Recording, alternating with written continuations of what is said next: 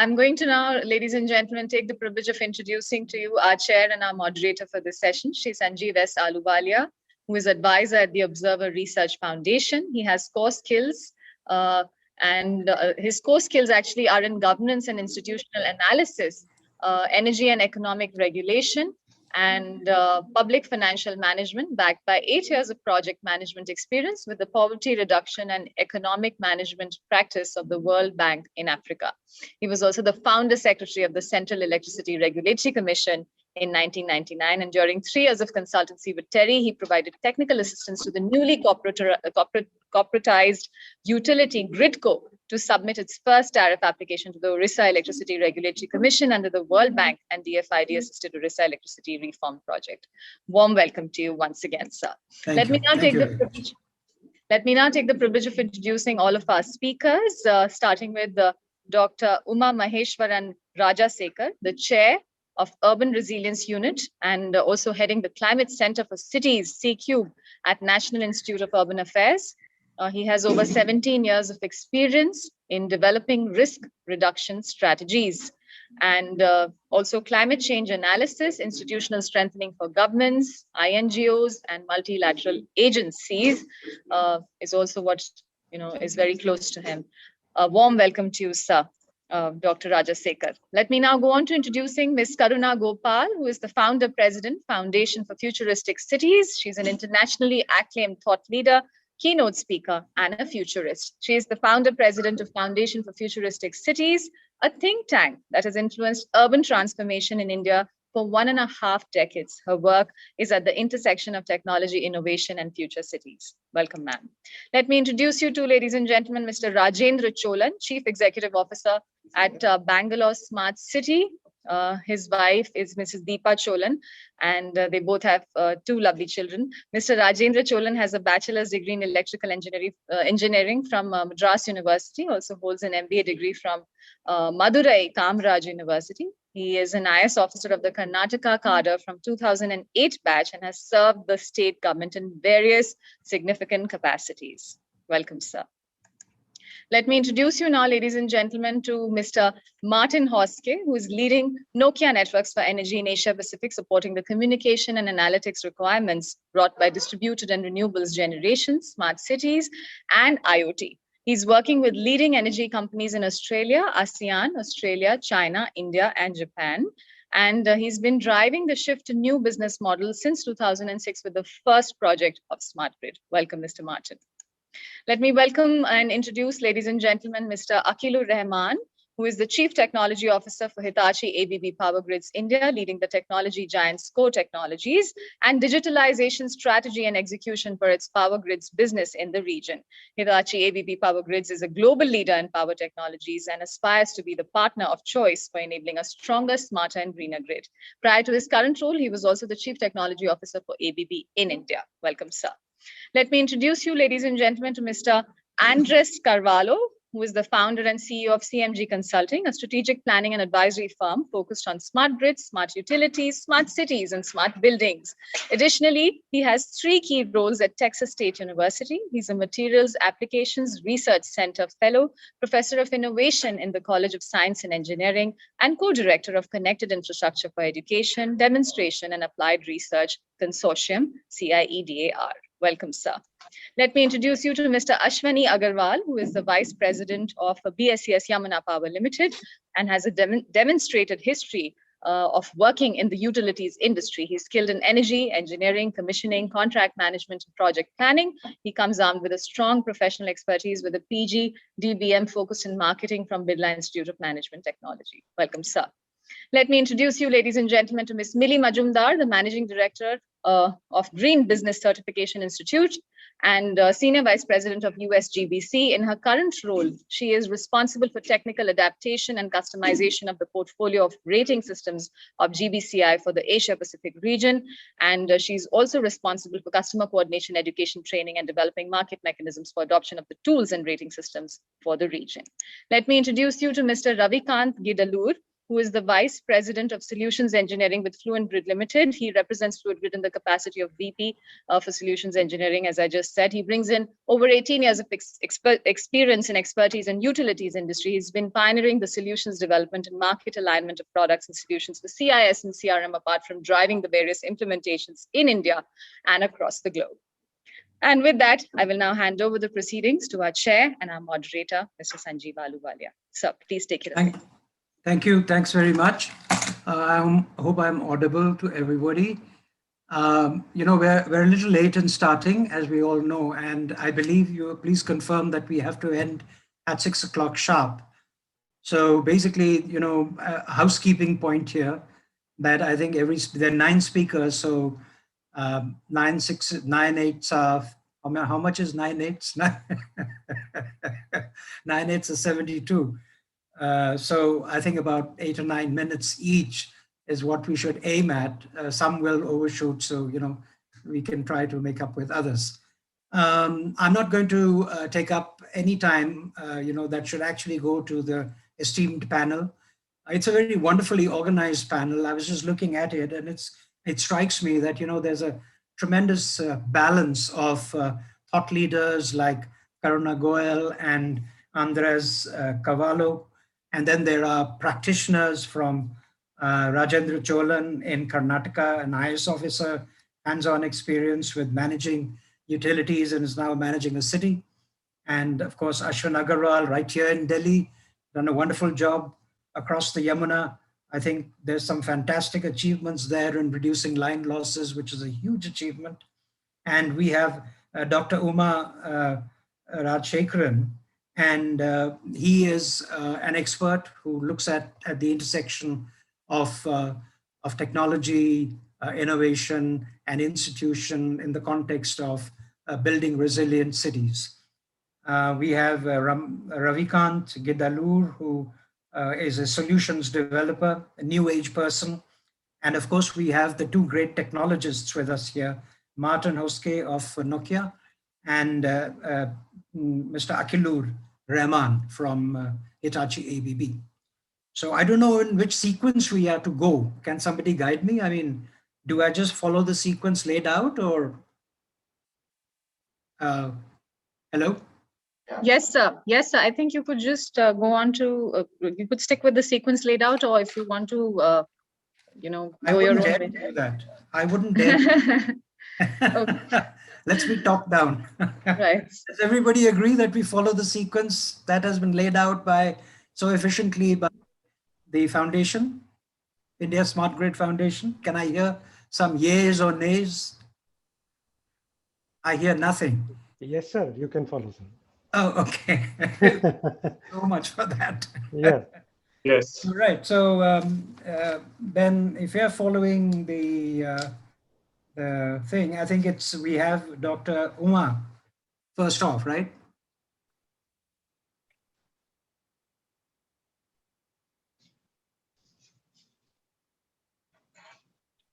Hello, everyone. Good afternoon, and thank you very much, Mr. Sanjeev, for the introduction, and thank you to ISGF for giving this opportunity to showcase some of the work which is happening within National Institute of Urban Affairs, which is under the Ministry of Housing and Urban Affairs. I hope I'm audible. If not, please do raise your hand or stop me so that I can adjust my mic. You're very audible. Thank you. Thank you, Mr. Sanjeev.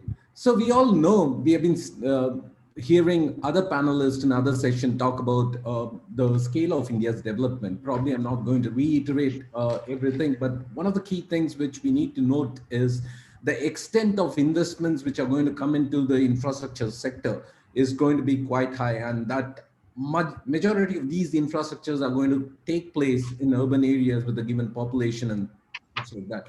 Of course, there are missions such as Smart City Mission and Amrut Mission, which is targeted towards building area-based development, taking them as pilots and scaling up those interventions. But there are also citywide interventions such as metro rail projects, which are coming up, where energy and utilities are going to play a key role.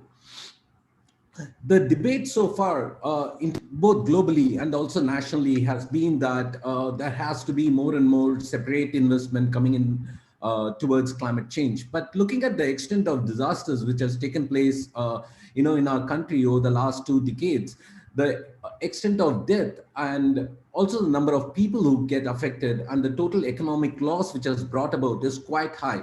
It ranges from situations such as drought and earthquake, but it also is more concerning towards issues such as temperature change and flood, where utilities are severely affected catering to it.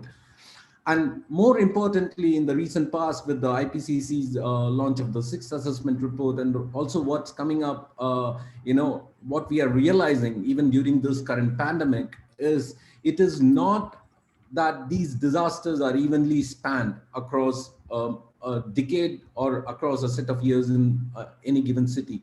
The extreme events are going to be more and more, even though the total quantum of the rainfall and also the average temperature increase, which they are quantifying at 1 to 2 degrees centigrade, is not something of concern, but it's the variability which it is causing during the particular season is something of huge concern, because we need to worry about whether we design something for these extreme events which happen in 50 years, because they have started to take place once in every 10 years. The recent case is the Calcutta Cyclone. A couple of years back, they said that it was once in a 100-year event, but within the last 10 years, Calcutta has faced pretty much 2 to 3 storms of similar intensities occurring.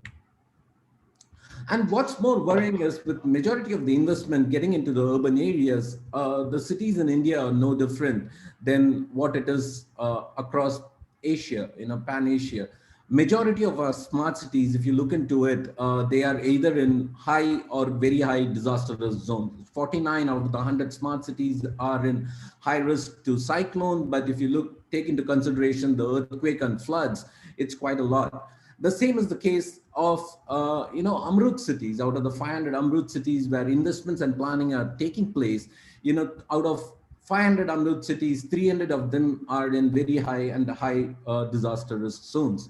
And the recent report from the World Bank indicates that irrespective of, whether we are going to experience and such kinds of climate change events, the extent of loss due to natural disasters is going to account to 2 to 6% of the city GDP. And that is what is more worrying. The majority of the infrastructure, whatever India has invested since independence, we were somewhere around 7% urbanized, and right now we are 33% urbanized. So pretty much what we have invested over the last 60 to 70 years, we are going to double that investment in the coming 20 to 30 years. And if we don't take care of these natural disasters, which are going to pan out in the coming decade, also in the coming century, I think whatever we are investing, our money, the value for money is not going to be there, and the benefit is not going to be there. And the critical challenge, which many of you are well aware of, is not the lack of policies, because we do have quite a significant amount of policies and standards and codes which are getting improved day by day. And in the recent past, there's been more active role in improving these standards and policies across various sectors. But what is more challenging is, how does one coordinate and navigate across multiple departments?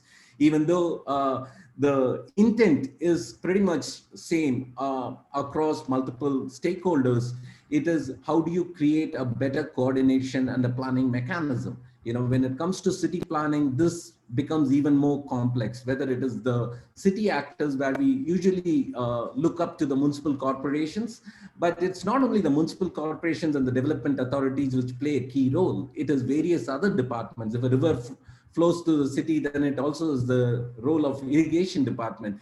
It is also the role of national disaster management agencies, but also the state disaster management agencies. Then you have conflicting roles. I wouldn't say conflicting, similar vision of ensuring safe and secure life to all Indian citizens. But the aspect of climate change is also looked at by multiple agencies in the country.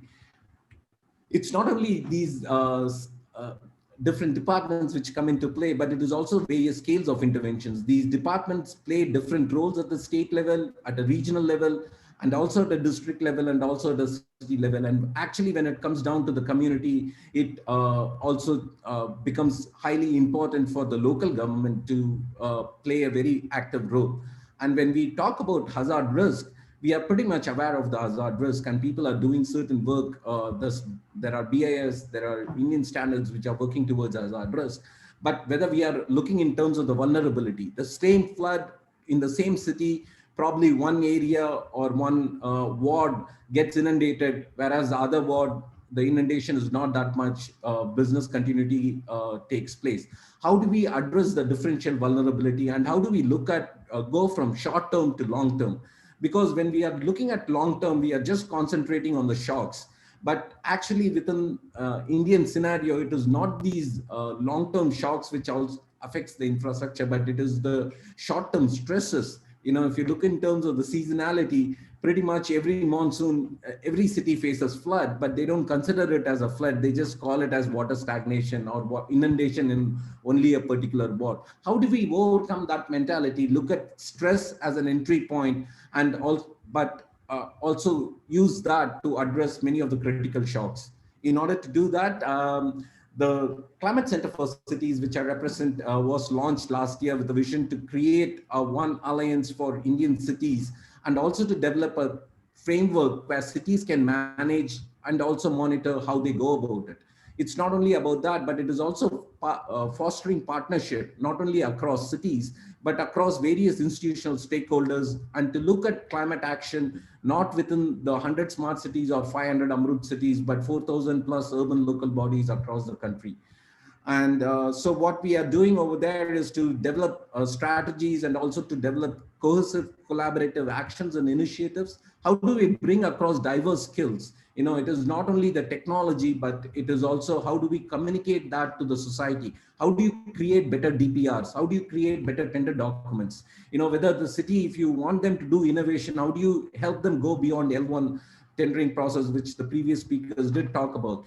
And these are critical issues. We take it for granted, but the same innovation may not work across the geographic and also geoclimatic diversity which country faces. And mainstreaming that and sharing of that knowledge and scaling up of these actions. With that, we have certain 6 focus areas contributing to the India's narrative for urban climate actions, but also to build towards local capacity and also sharing the learning and also encouraging alliance partners.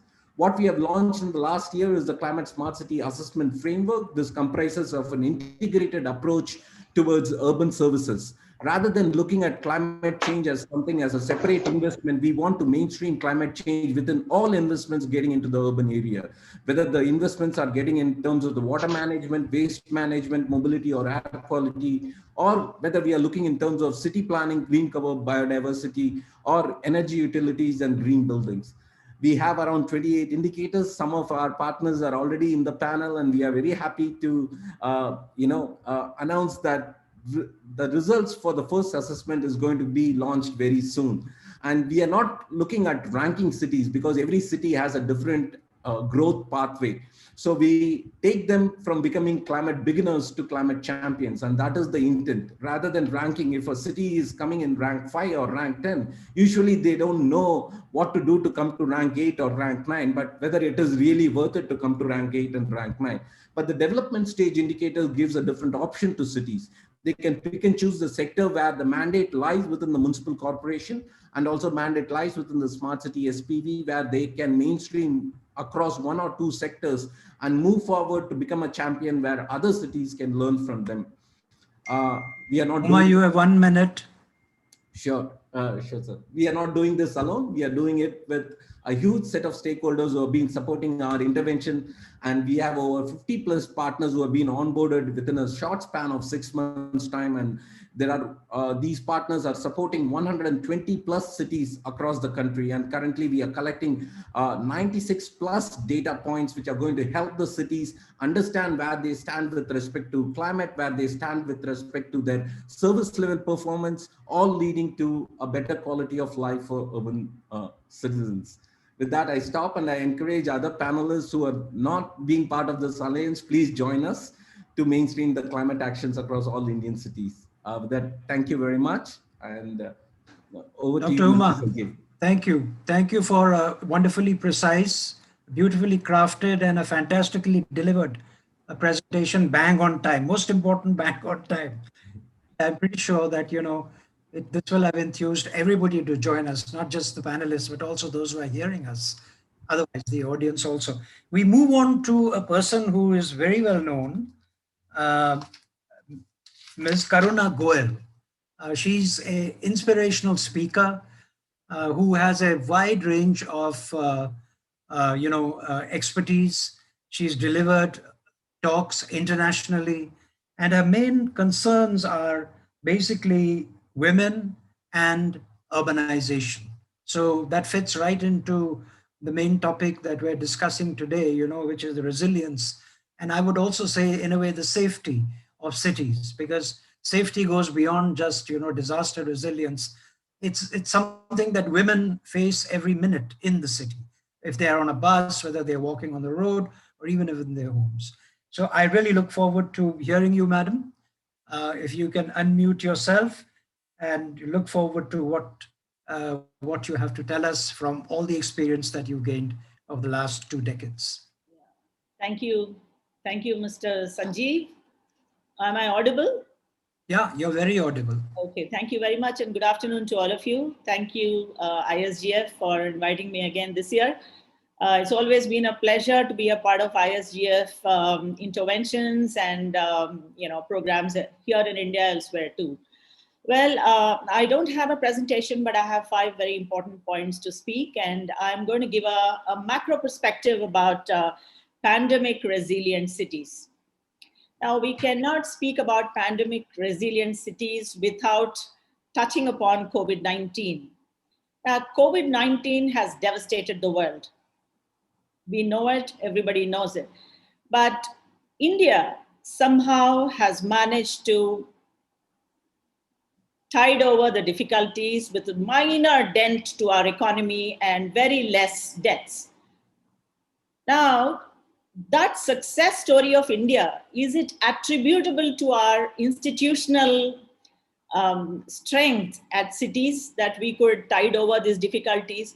Did we have fantastic response systems, rapid response systems, or did we have a mitigation plan in mind or at operational level? Actually, none of these. If we go back and kind of diagnose the situation, we could come out of it primarily because of the leadership, and the country's prime minister gave a call and he said, let's go for a lockdown. We complied. He said, let's wash our hands. We complied. He said, put on the masks. We complied. And he said, social distancing, and we complied. Since COVID-19 is not going to be the last of pandemics the world is going to see, are we going to follow the same process? I doubt it. We are not going to be successful if we stick to the same thing without building our institutional capabilities at city level, at state level, and at a national level. So this is basically the fundamental point that I'd like to drive home.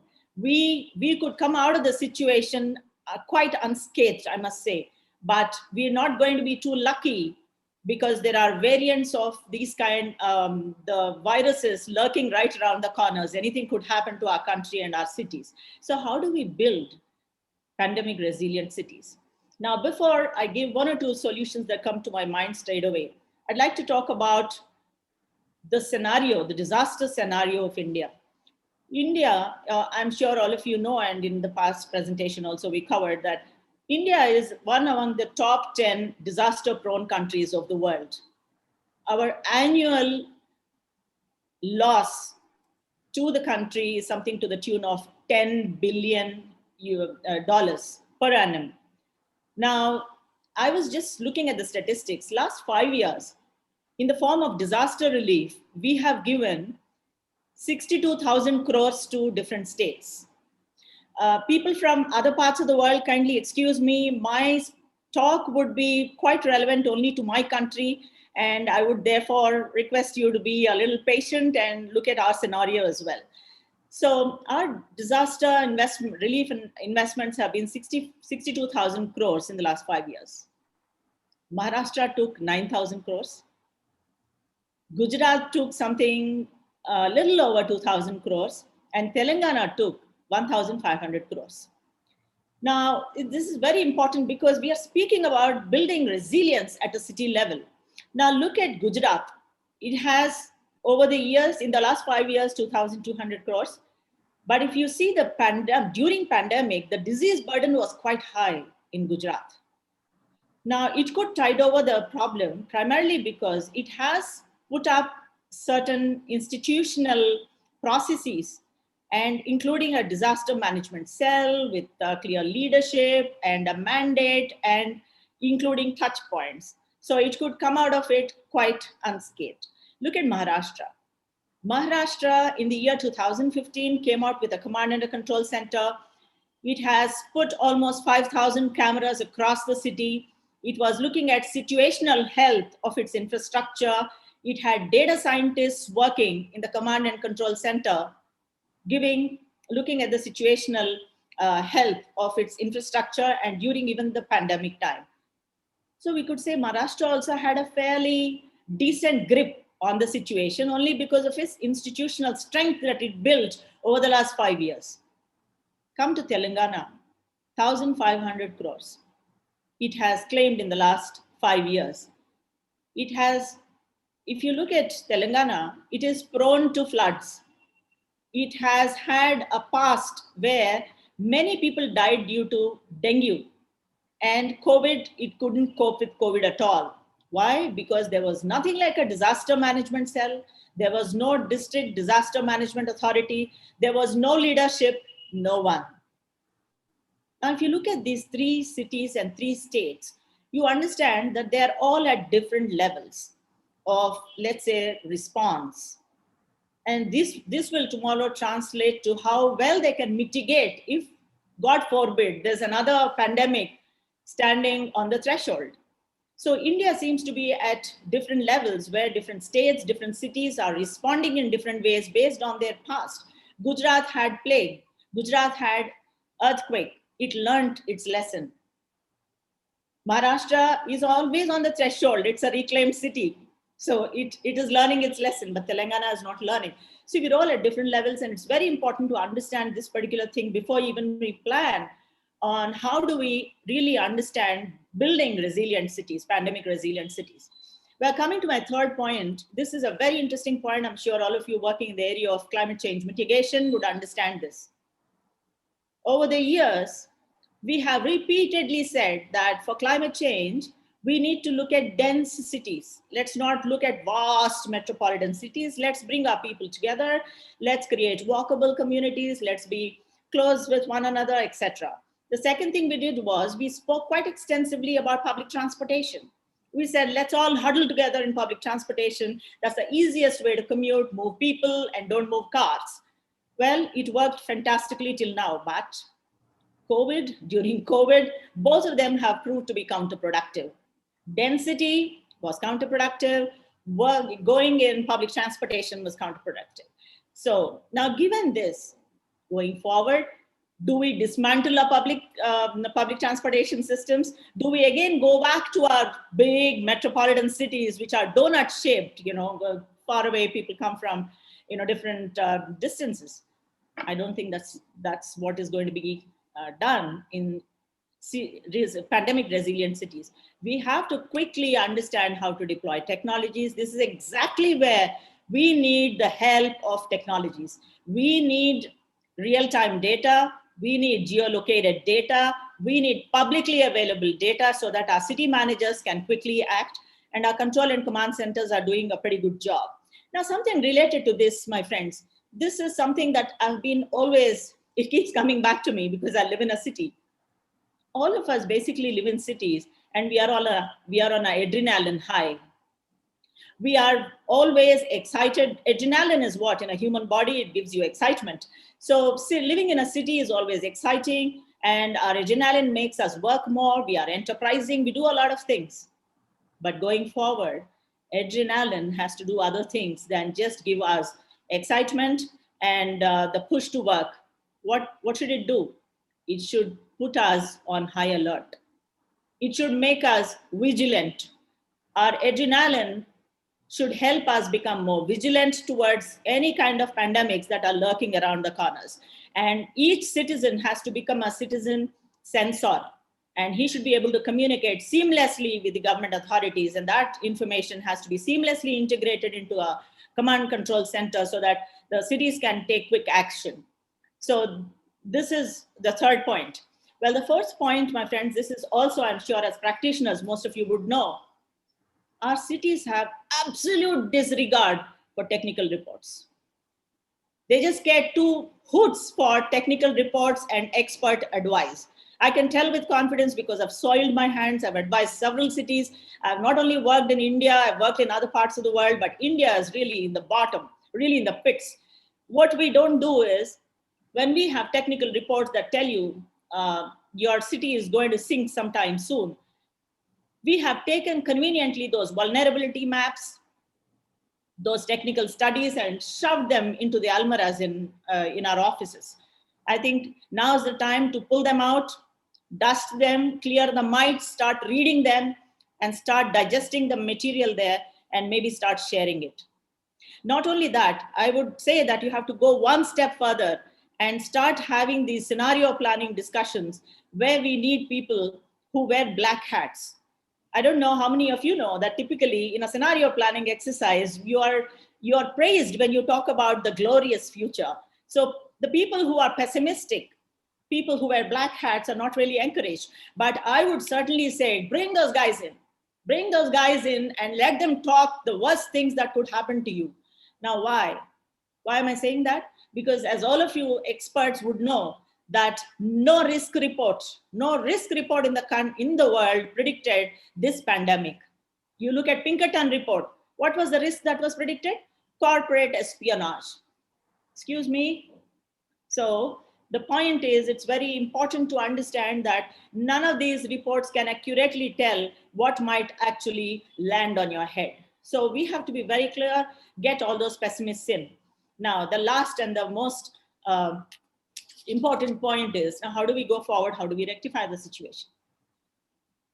I don't know how many cities know this, but our National Disaster Management Authority has come out with a fantastic report in the year 2019.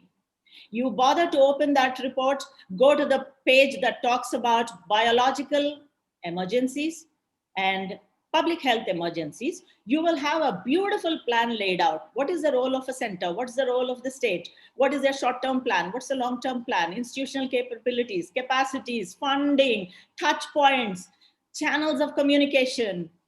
Everything is written there. So every city should be pushed, nudged, threatened to read that, so that they will actually read it, internalize what is written there, and implement, go back in their cities and start implementing it, because we have been lucky this time. We may not be really lucky going forward. So in closing, quickly, I'd like to say that two things India can draw upon, two success stories. One is we have managed the Amarnath Yatra, which is again a part of the disaster plan very beautifully. Even Kumbh Mela, seamlessly we manage because we have the administrative capabilities. And this is what I call as a demonstrated capability. In fact, the vaccination program itself is one brilliant demonstration of capability at administrative level that we have. So we have to draw strength from these and just ensure that we do have pandemic resilient cities, and amen to that. Thank you. Thank you, Ms. Goel. Thank you for that refreshingly out of the box, view on what cities and their managers need to do. And coincidentally, we go on to Rajendra Cholam. Sorry to interrupt, sir. After Ms. Karuna Gopal has spoken, I just would like to inform all our members in the audience that this session is being hosted in partnership with National Institute of Urban Affairs, Government of India. Apologies for the interjection. You could now take over. And thank you, Ms. Gopal. Yeah. Okay, good. So big round of applause for NIUA. But we go on now to the next speaker, who is Rajendra Cholam, the senior IS officer. And, in the short space of 12 years, he's actually done more than somebody like me did in 30 years. He's managed an entire district. He's managed a city. in Karnataka. In fact, the Bangalore Smart City, and he's actually right now managing the Bangalore Smart City, and he's also managed the Hosking, which is the Hubli electricity supply company and distribution company. So Rajendra, the floor is yours, and I hope that you will respond to some of the suggestions that Ms. Gopal gave us, because she had some suggestions for managers and how they should look at things, the records, the perspective, the analysis, and the wearing the innovation hat. And do you actually have any black hats in your advisory board in Bangalore, or are they all optimistic people saying, you're doing a great job, sir?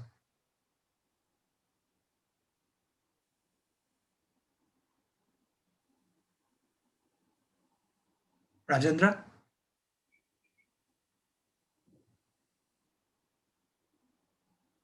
Am I audible? Or is Rajendra not there? Yes, you are audible, but I think he's not. Rajendra is not there? Yes, sir.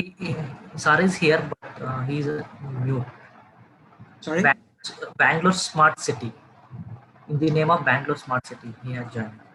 Bala, if can you hear Is he us? there? Yes, Rajendra. ma'am. So can we can probably go on to the next speaker then. One second. One second. Sanjeev, good afternoon good morning to Andres, early morning in Austin. Hope you have recovered from the big shock of power 2 weeks ago. So, and good afternoon to all the other distinguished speakers. Actually, Mr. Cholan has been called today by the Election Commission for a briefing. He has to go on election duty or something. So he had called me to say, if he finish by 4 o'clock, he will join this. Otherwise, he's number 2, the additional CEO of Bangalore Smart City will present. So the office is already connected. So we can just request them. Otherwise, I had actually in the order put Andres towards the last so that he can get up much later, 6 o'clock, 7 o'clock in the morning in Texas, and then join. But he's there much earlier. So Okay. you could, yeah, leave it to you. Thank you. Should we go on to Martin then? Anyone, Sorry? Reggie, should we go on? Tell me who to go on to. No, you just said you could go to anybody, but I'll call Mr. Cholan and find out Bangalore Smart City, somebody is connected. So okay, so let's hear the Bangalore Smart City. Somebody is connected. Yeah, somebody is connected. Please request them to speak. Yeah, absolutely. Absolutely. So, sir, from Bangalore. Hello. Yeah, we're all ears. Hello, sir. This is Pratibha Gangoji Rao. Yeah. So I'm from Bangalore Smart City.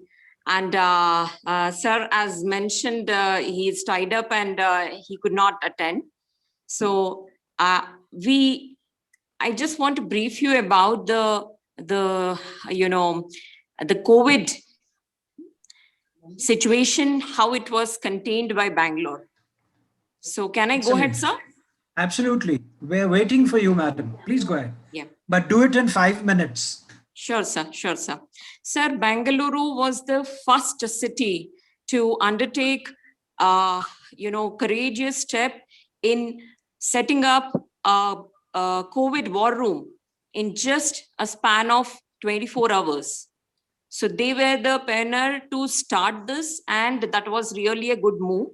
And because of this, the city like Bangalore was able to have a very good control. They engaged with multiple technology partners, like people in their core strengths, Infosys, Wipro, Microsoft, who were competent in their field were brought. Their technology was adopted in a very short span, and visualization of entire city's COVID management was done at the war room. So that was one thing that Bangalore could achieve in a shortest duration, and that has helped them even today to contain the spread and managed the city very well. So apart from that, and the field activity was very robust. Creation of containment zone, ensuring officers are there at the ground level. These were the initiatives taken by city, and especially the technology partners they had brought in during the crisis have helped them have a robust system. So even today, the entire patient, management, the COVID patient management, end to end happens with the applications they have created.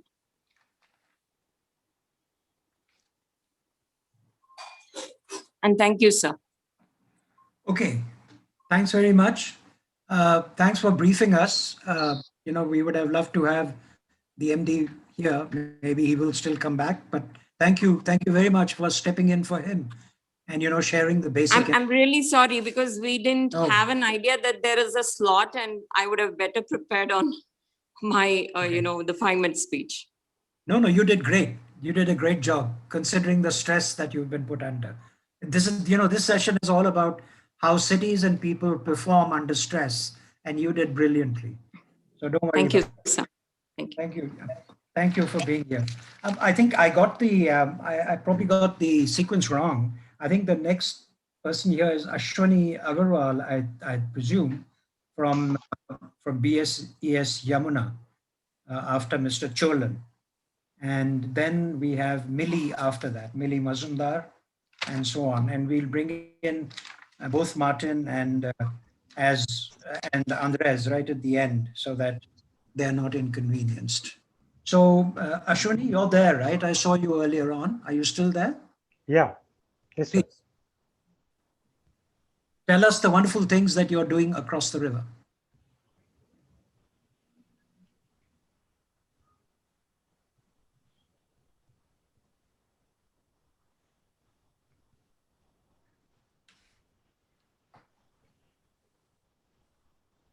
Yeah, my screen is visible. Yeah, it is. It is. Yeah. Shall I start, sir? Visible? Please. Yeah, Ms. Karuna Gopal very rightly said that the technical reports are not taken with the required seriousness.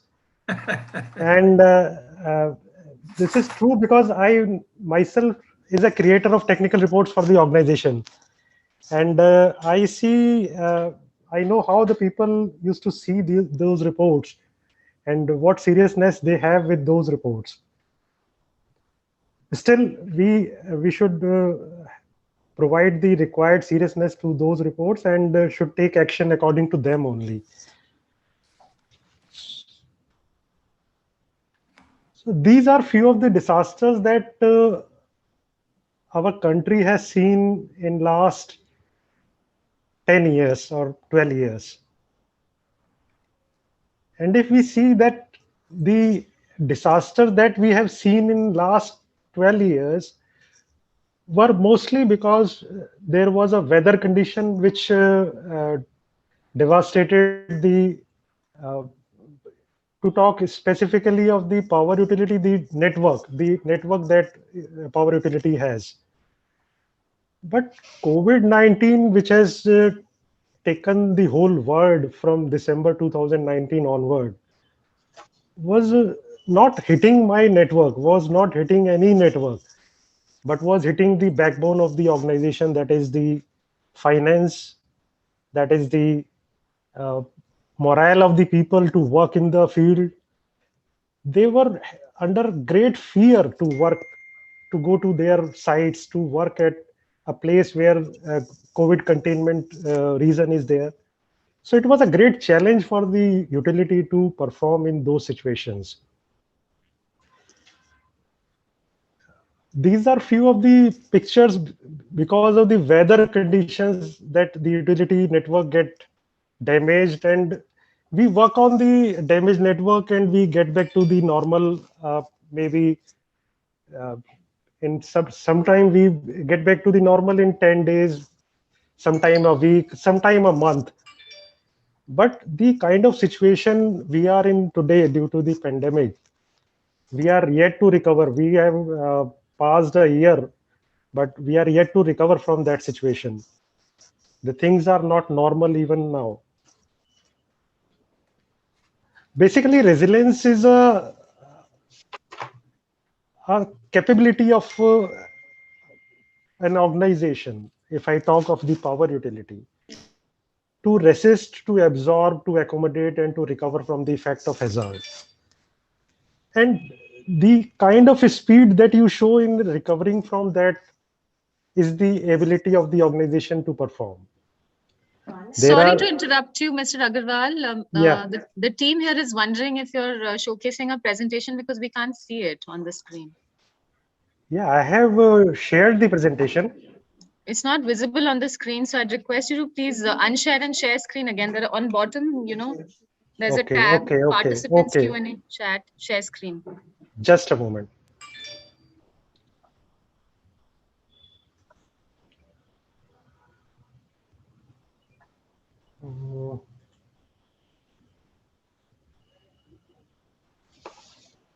So otherwise you can forward it to us. No, There no, it no. is. There it is. Yes, sir. And then you can go to slideshow. Is it visible now? Yes, sir. It is visible now. Thank you. Okay. Sorry. So should I start from the beginning or we can continue here? Yeah, let's continue. Yeah. And also put it on full screen if possible. I think what you can do is you can use the slideshow mode. It is full screen now. Okay. That's fine, sir. Doesn't matter. That's a lovely photograph you have down there.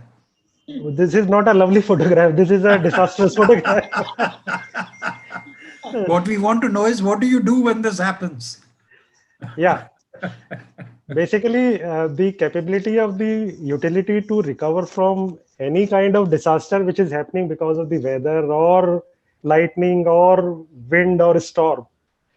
That is the resilience. If you recover within a period short span, then your capability of resilience is very high. But sometimes it takes more time because of the flood conditions. During the flood situations, we generally face, we have about outage for say 10 days, 12 days, 15 days. So these kind of things are happening.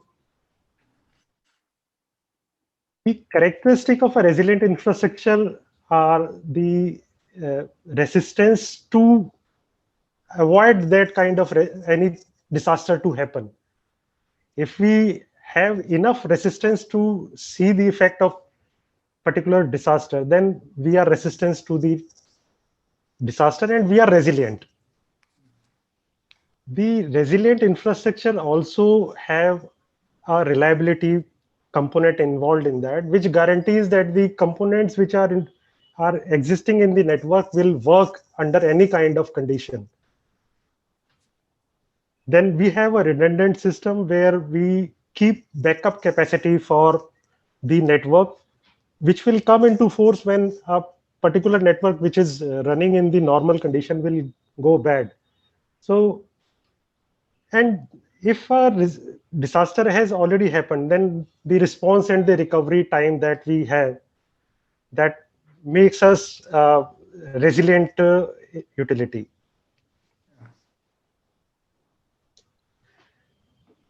Basically, these two words are taken as together and they are totally different. Resilience and reliability. Basically, reliability is a static term. It is for high probability and low impact events, whereas the resilience is seen for the low probability with high impact events. Generally, the power sector faces in normal working conditions the effect of reliability, but we never prepare for the resilience, which is the requirement of the time, seeing the condition that we have due to various floods, various storms that are happening.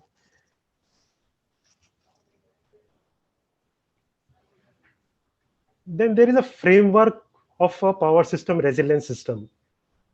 First of all, we should have an anticipatory system that says that our whatever system that we are maintaining today will stand any kind of disaster. And we will withstand high impact, low probability events also. So if we are building our system for high impact, low probability events also, we are improving our resilience. If anything has happened, then the absorption comes. Whether we will be able to absorb that disaster or we will do away with that disaster. And next is the recovery, how fast we recover to the normal status after the disaster, and the contingency plan that we make out of those learnings from that disaster. And those learning points will again become a part for my adaptability to see that if next disaster comes, how quickly I will respond to. There is an approach to resiliency for preparation, for making responses, and then prioritization based on my criticality, load criticality assessment, and recovery time for essential services like water, hospital, and shelter. Whenever we talk of a utility like power, there is a continuous pressure to give power supply to the essential services like water, hospitals, and some of the government shelters which are created during the disasters. So we have to perform we have to go every extra mile to perform for those essential services. There is a strategy to enhance the resilience system in operational capabilities and physical hardness. Like we have microgrids, concept of microgrid and DER. That should be enforced very strictly to give us the operational capabilities during any kind of disasters. If we go to the granular level, we have to have a management of spare parts and repair kits available with us in sufficient quantity for seeing that any kind of disaster we can go through. Then design upgrades based on the learning from the disaster that has happened in our system, that has to be put in place. Then emergency generators we have to have with us if any kind of disaster has happened. Mobile substations we have to have in our system available and in running conditions, because whenever a disaster happens, it never says that you check your mobile stations and your backups, whether they are working or not. We have to have them ready all the time.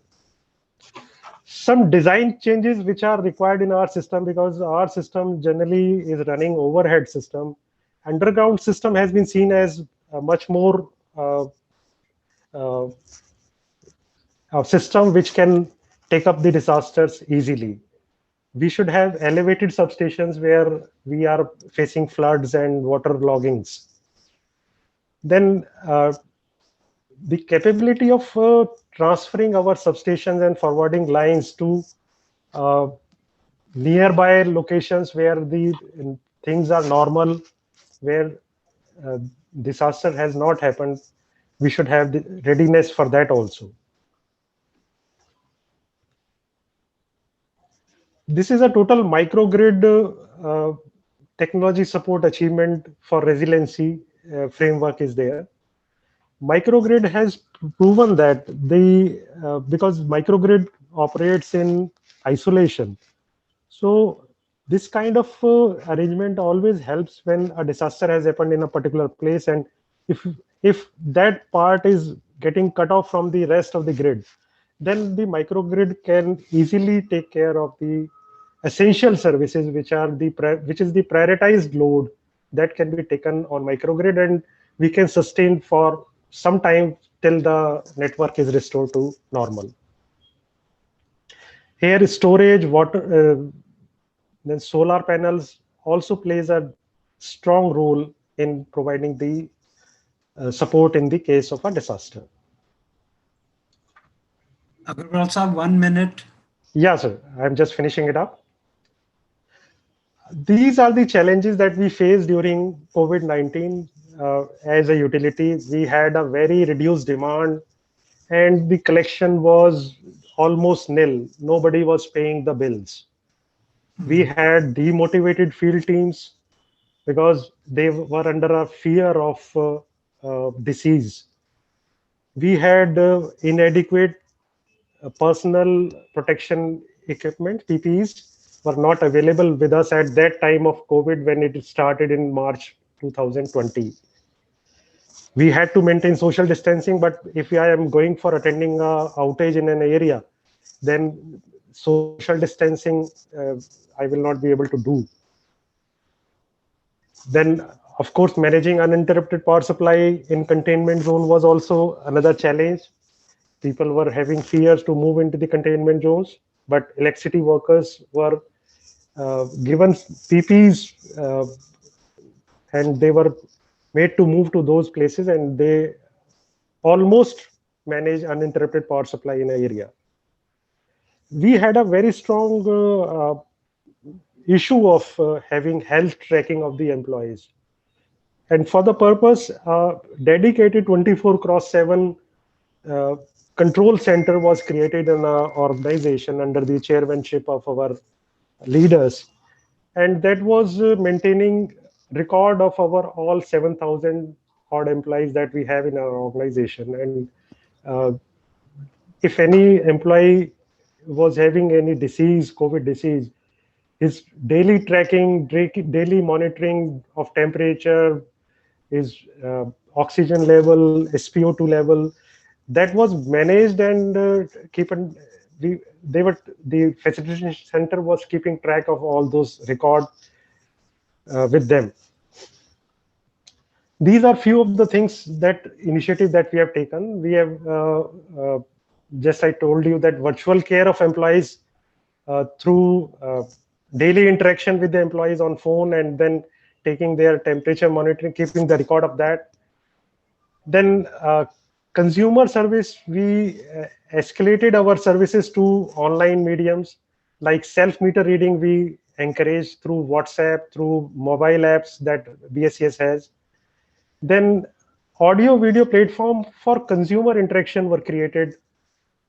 Our call center became a customer help desk with the audio video devices connected with them, and consumers were interacting on them. Then dedicated WhatsApp number for fetching virtual copy of bill. Bills were not available with the people because we were not able to send the bills also to the consumers. So that was done. People were encouraged to work from home as far as possible, because the people who are managing the sites were not, they were not able to, they have to go to their sites because they cannot restore the supply from remote. So only those workers which are the frontline workers were allowed to work in the field, and rest were given work from home. And the specialized work from home portals, virtual desktops, systems were created. Meetings were converted to all online meetings and webinars. So this way we have managed our work, managed our business, and we have continued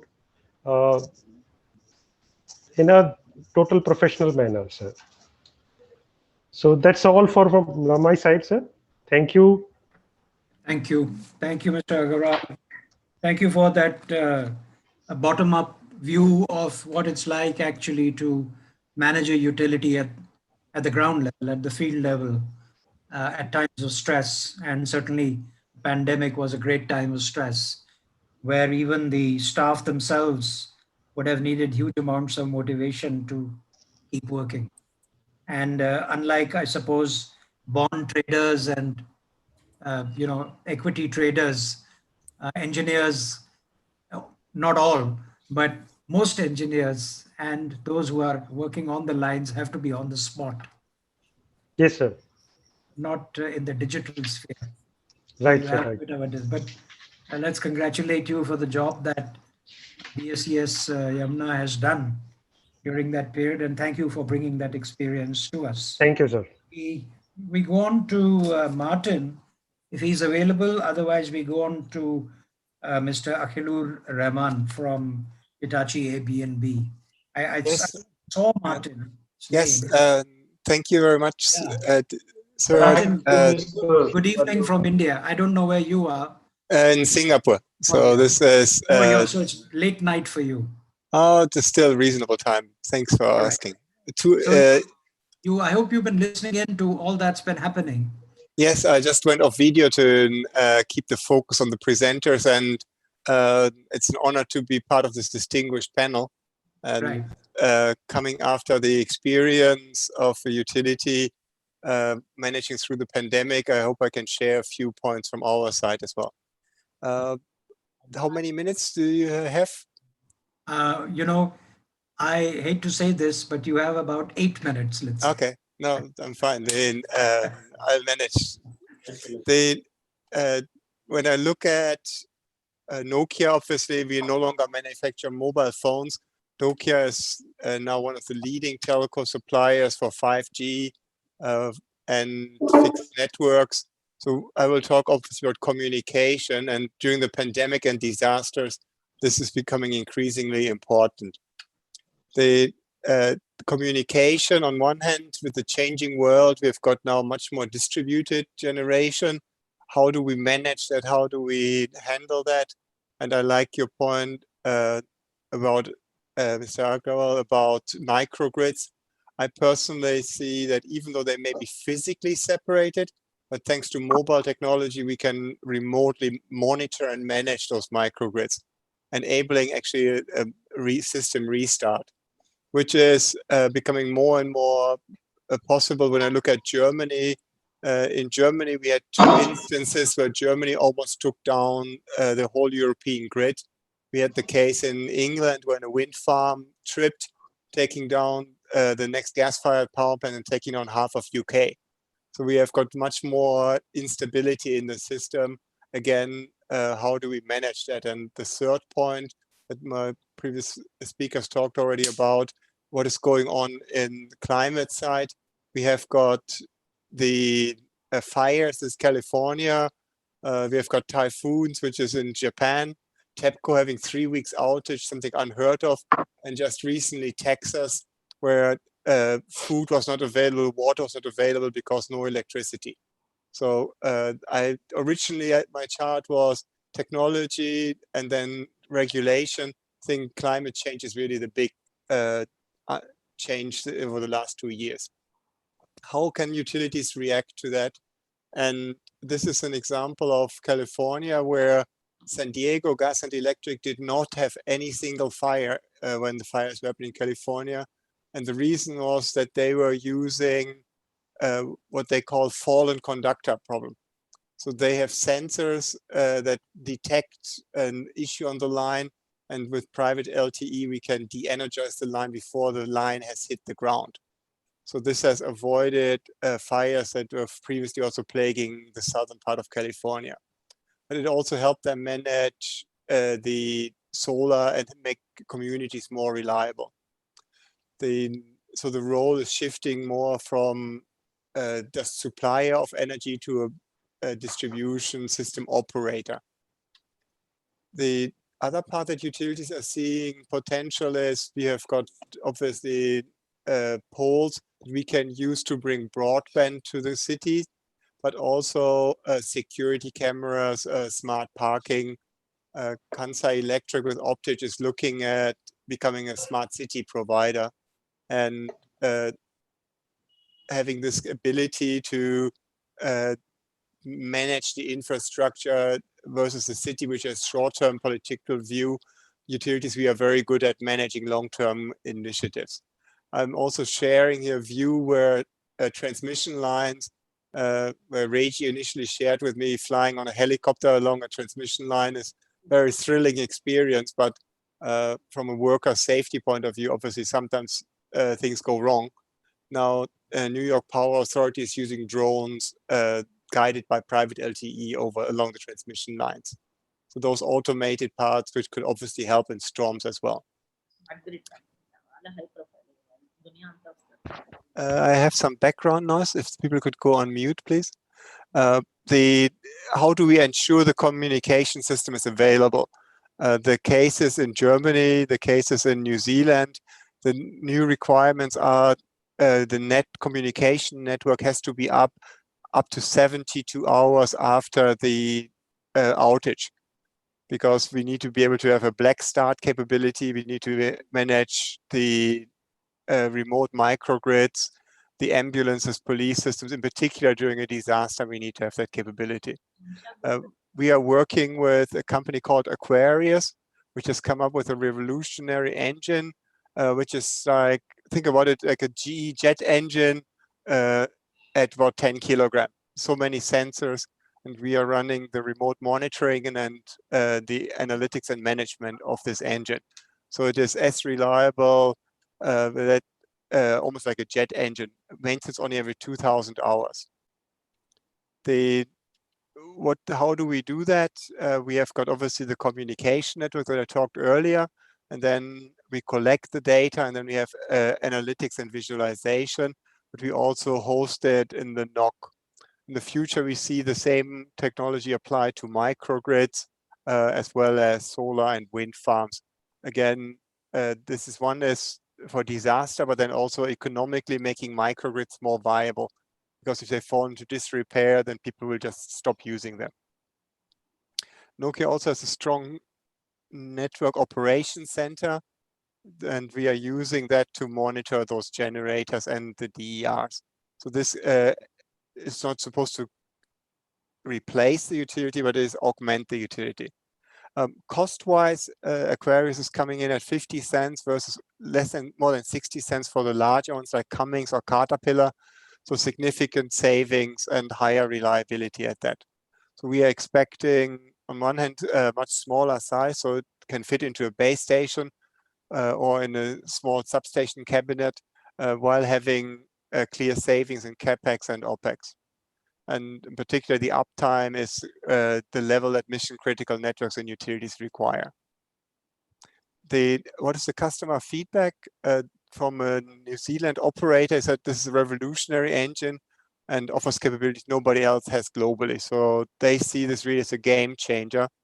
A German utility, I talked about the case where Germany almost lost power. They see this, they are setting up now a private LTE network to manage the renewables and a black start. What they like is the low operational cost, because remote monitoring avoids truck rolls.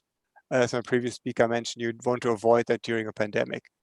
Lastly, for microgrids in Southeast Asia, this is from a Singapore institution. They see this as a game changer.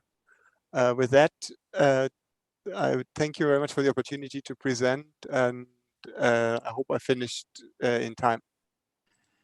Martin, you were brilliantly in time. In fact, you saved a couple of minutes for the other speakers, for which I'm sure they thank you from the bottom of their hearts. And also, I thank you for a wonderful presentation. Technologically a little dense for the time given to you, but I'm sure everybody can look at it and think about it subsequently. But Thank you very much, sir. Thank you for joining, even though it's late for you in Singapore. We really appreciate that. A big thank you to you. My pleasure.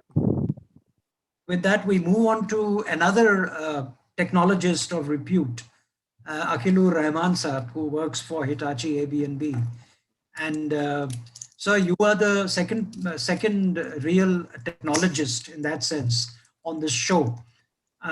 So tell us what you feel in the context also, not just of your presentation and Hitachi ABB, but all that you've heard, from the other panelists. I would be really happy if you would also respond to some of the issues that people have made separately, where technology can actually help. So over to you, sir. Sure.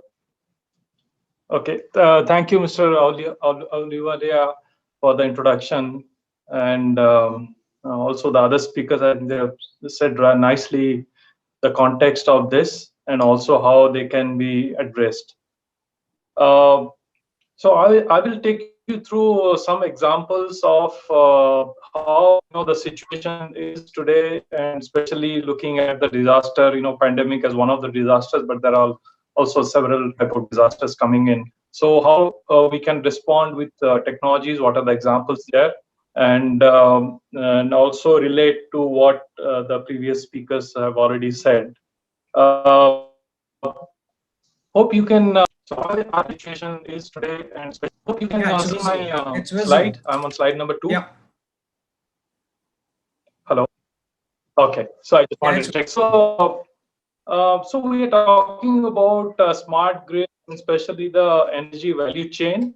And if we look at the energy, starting from the generation, transmission, utilities, flowing into industry, transport, infrastructure, it's all connected. And we have seen that if there is some black out, like Texas recently, we have seen also in Mumbai some time back, actually disrupts the city. So we're talking about smart generation, transmission, utilities, support. It's very important. And of course, what we have seen very clearly during the disaster pandemic, what are the things we saw? Surprises. Suddenly it came. It disrupted the life, the industry, the everything. Disrupted. Unpredictable. It was not predicted, as Ms. Gopal was also talking about. It was not. Nobody predicted this. We see a lot of large gap in demand and supply. And you see, whether it's a power, energy demand, or industrial production, service life, the industry, the business, everywhere there was a large gap. There was more supply and less of demand, and because of that, there was also need for operation cost optimization. Because of lockdown and all, not physically there. Whether it's a utility or industry or infrastructure, people were not able to be there. Even people who are in the essential services, who have to operate this infrastructure and also the system. And of course, restoration is one area where it's basically in case of pandemic, it's a gradual restoration. But if we talk about not physically there, we're not able to be there. Even people who are in case of pandemic, it's immediately. Then of course, the environment. One good thing we could experience is that how without the fossil fuel, a lot of automobiles, cars on the road, and we see the clean environment. I think that. So these are the things. While there are disruptions, there are also opportunities for us. And let's see what are the technologies which can actually address these problems. It's not we are reactive. We are coming with those technologies now, but they have been there. And if you see on the utility side, shifting to renewable, looking at how the environment can be better, like today we see, in the pandemic. Also, extending the grid, highly connected electrical grid, to make it digital grid, energy internet, how we can transact energy and also make it more efficient, cost efficient. And fourth industrial revolution, we talked about collaborative, flexible manufacturing, in the sense how it can be flexible in terms of during pandemic, it can be scaled down, it can be also, but at the same time working efficiently. Optimization, that when there is a fall in demand, how you can still produce goods, produce services, produce power efficiently, because then the economy is also hit because of that. And then we have smart cities, where we need to back the city infrastructure, and also at the same time operate them very efficiently, not to have overhead there. Electric mobility is something we starting, and we are also seeing that including India, a lot of countries they have declared how they will move to the electric mobility in few years time, and mobility as that efficiently, because again the economy is also, and also at the same time operate including India service, not owning the mobility,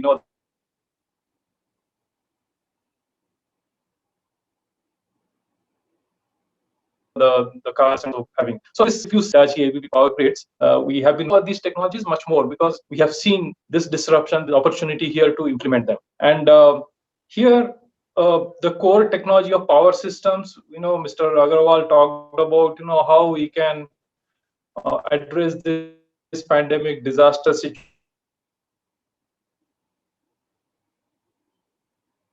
Macro impact the infra very fast, because there might be damage during let's say the cyclone during natural disasters. So those core technologies are there, connecting all this equipment, the power system, and also having the SCADA automation. So they're there.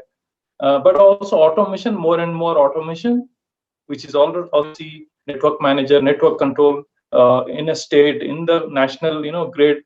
And we are also talking about,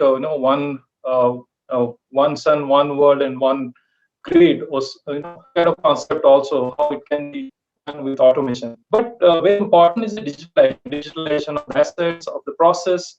So I'll just see that these are becoming sort of a possible reality because of the digital technologies we bring in on top of the core technology. Core technology systems now fall in demand. How you can still produce automation, but very important is doing sort of technologies which we are using for our products, our systems and solutions. And then we have smart cities where we want to have overhead there. Electricities they declare how they will move, the cars and vehicles. But as Hitachi power creates this disruption, the opportunity here to how we can address the system operation. I'll take you through of how we are using augmented blockchain, 5G technology, how we can use cyber security at the end. I'm on slide number 4. So here you see I talked about OT, the automation which has been there in our domain. I think one of the early adapters of the highly networked automation of sensors, actuators, primary devices, controllers. In the state level, in the national level, it has been there, in addition to the electrical connectivity. So what we are doing today is also taking the data parallelly to the cloud, additional sensor on the devices, on the equipment, and making the data available to the larger set of users, experts available outside maybe the organization, and also globally. Maybe they are distributed in different geographies. So they can look at the data, they can analyze and apply a lot of digital technologies we talked about, whether it's machine learning, artificial intelligence, blockchain, and cloud computing. So with additional sensor, by doing that is to improve the productivity data available to the in different geographies. So they can also, which is industrial production, reliability, quality of power of manager, network control, one sun, one world, then asset health. But very important is the digitalization, sort of possible system operation. A lot of getting many of them like digital twin and cybersecurity, and also about the OT, the automation which has been there, then asset health, in terms of building a system which can make the power system, the grid, more resilient. So some of the concepts, I'm getting into the details, too technical here, but think about one asset like transformer. You're getting offline data from SCADA, putting the online sensors on the transformer, and building a model which is expert system-based model, AI, ML, to detect the anomalies in the system, failure, predict the failures, and also during disruption. As we know, power system, it works like transformer. We have this expert system-based model, AI, ML, in milliseconds. There is a fault, malfunction, and it may lead to cascaded failure the way it happened in Texas. At real-time automation, taking data from sensor and also applying algorithms automatically, that really helps. We also have digital twin, for example. We can simulate the city or state or even country. We can simulate the entire system, the assets, the operation, and then see that we create scenarios of disasters, pandemic, how the disruption can be handled through controlling the power, whether it is HVDC, whether it's facts, whether it is control of the entire system. So we are using virtual reality, for example, during disaster, during pandemic, people who are not there, they don't station install a chance to really visit and then get trained. So we have now the virtual reality based training, by which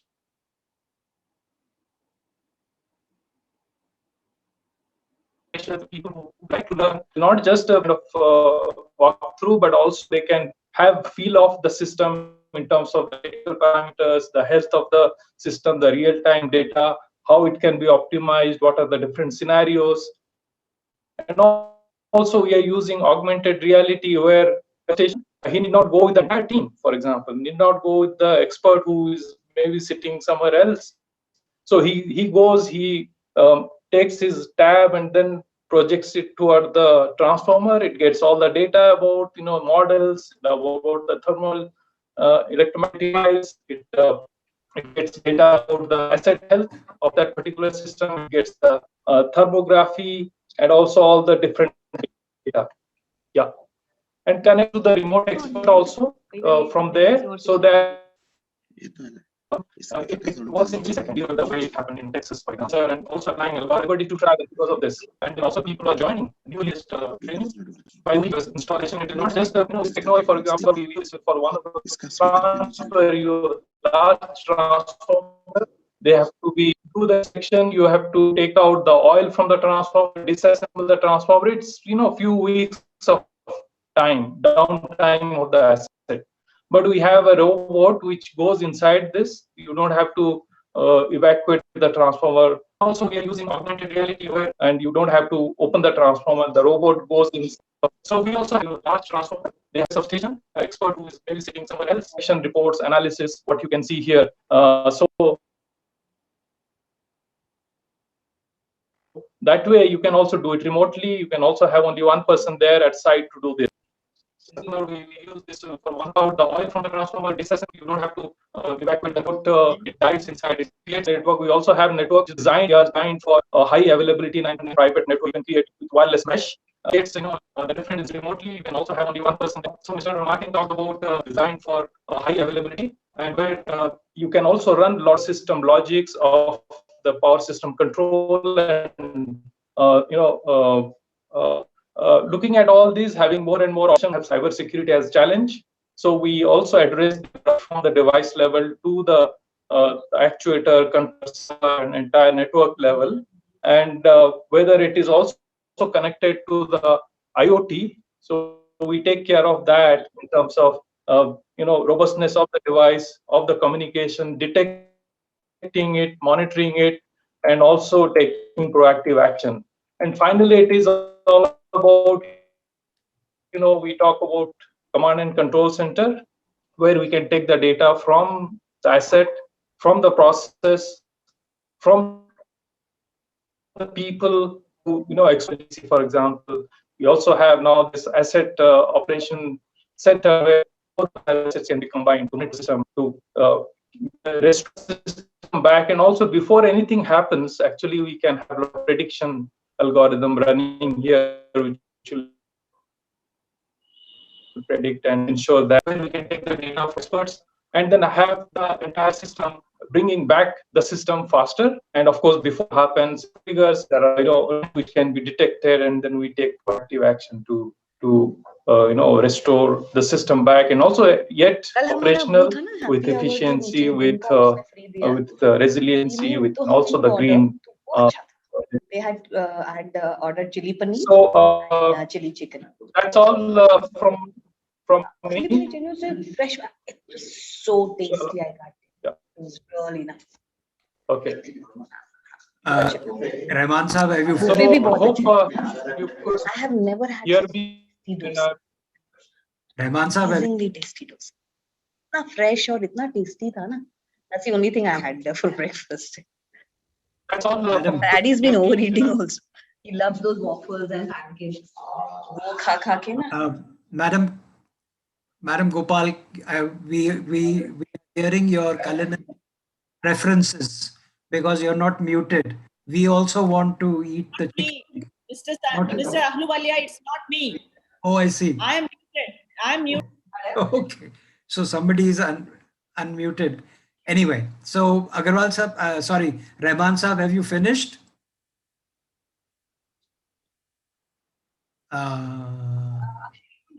Okay. Rahman Sahab, have you finished? Can I be heard? Am I audible? Maybe I'm not audible. Yes, we can hear you loud and clear. Okay, so I think I'm going to presume that Mr. Rahman has finished, and we go on to Millie. Millie, can you hear me? Yes. Can you hear me? I'm not sure if Rahman sir's, internet connection was choppy because I practically could hear nothing or see, or I'm not sure No. whether it's at my end. I mean, it's at all our ends. Even I have choppy internet right here where I am. So Millie, Okay. without any ado, please do hear you fine. launch into this new area that you entered.